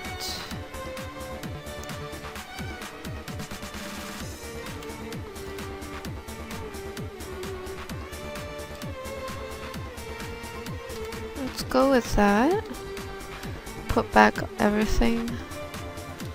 Oh, well, it's not the best, but I think it's because it's lacking shading. So I do have it on multiply. I'm gonna use my trusty, trying to find the brush here. It's one of the old brushes that I usually use. It's got that dot texture. Hold on. Just gonna go over the tattooed area, and based on the light source, I'm gonna just add a bit of highlight in those areas of the tattoo. Also, probably gonna make it like less saturated. So now that that's done, unlock, go back in. I can add a tiny bit of texture to the tattoo, even some small amount of highlights, trying to create a bit of a volume in the tattoo to contour the skin better, so it doesn't look completely flat. I mean, I think that should do, hopefully. Let's go ahead and name this Smoke. I wonder how it would look if I had a bit of smoke to her mouth too. I think what I'll do is, where is the smoke layer? Oh, there it is. I'm gonna duplicate this. Let me put this up here. Duplicate this, bring it over here. Just drag it up. Lower the opacity. Might need to change her lips for this to work, but basically I wanted to see how it would look if I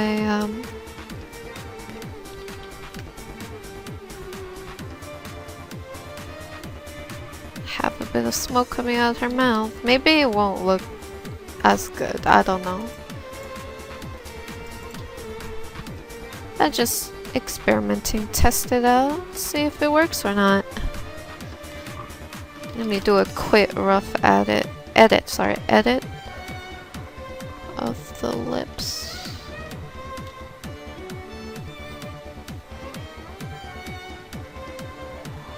Let's give her lips, make it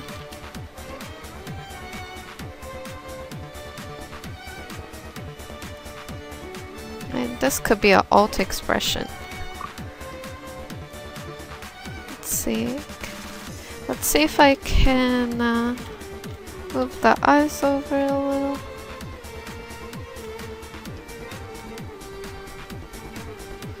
I guess I'll have this as an alt expression. And have a bit more shadow under the eyes.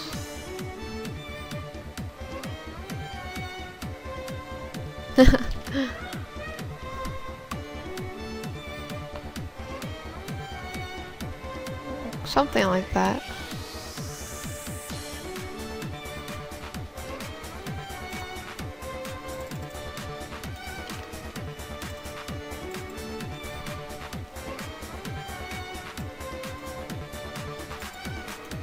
But yeah, I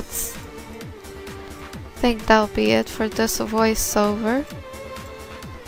Thank you for listening and watching me struggle. Definitely the face took the most time, I would say, because I did work on it off camera, and you guys will be shocked. Well, probably not too shocked, because I always say I overwork the face sometimes. But yeah, I spent quite a bit of time on the face, trying to get it the way I want. I'll probably make it look a little better in the final render. But yeah, I will see you guys in the next voiceover. Have a great day, guys, and take care. Bye bye.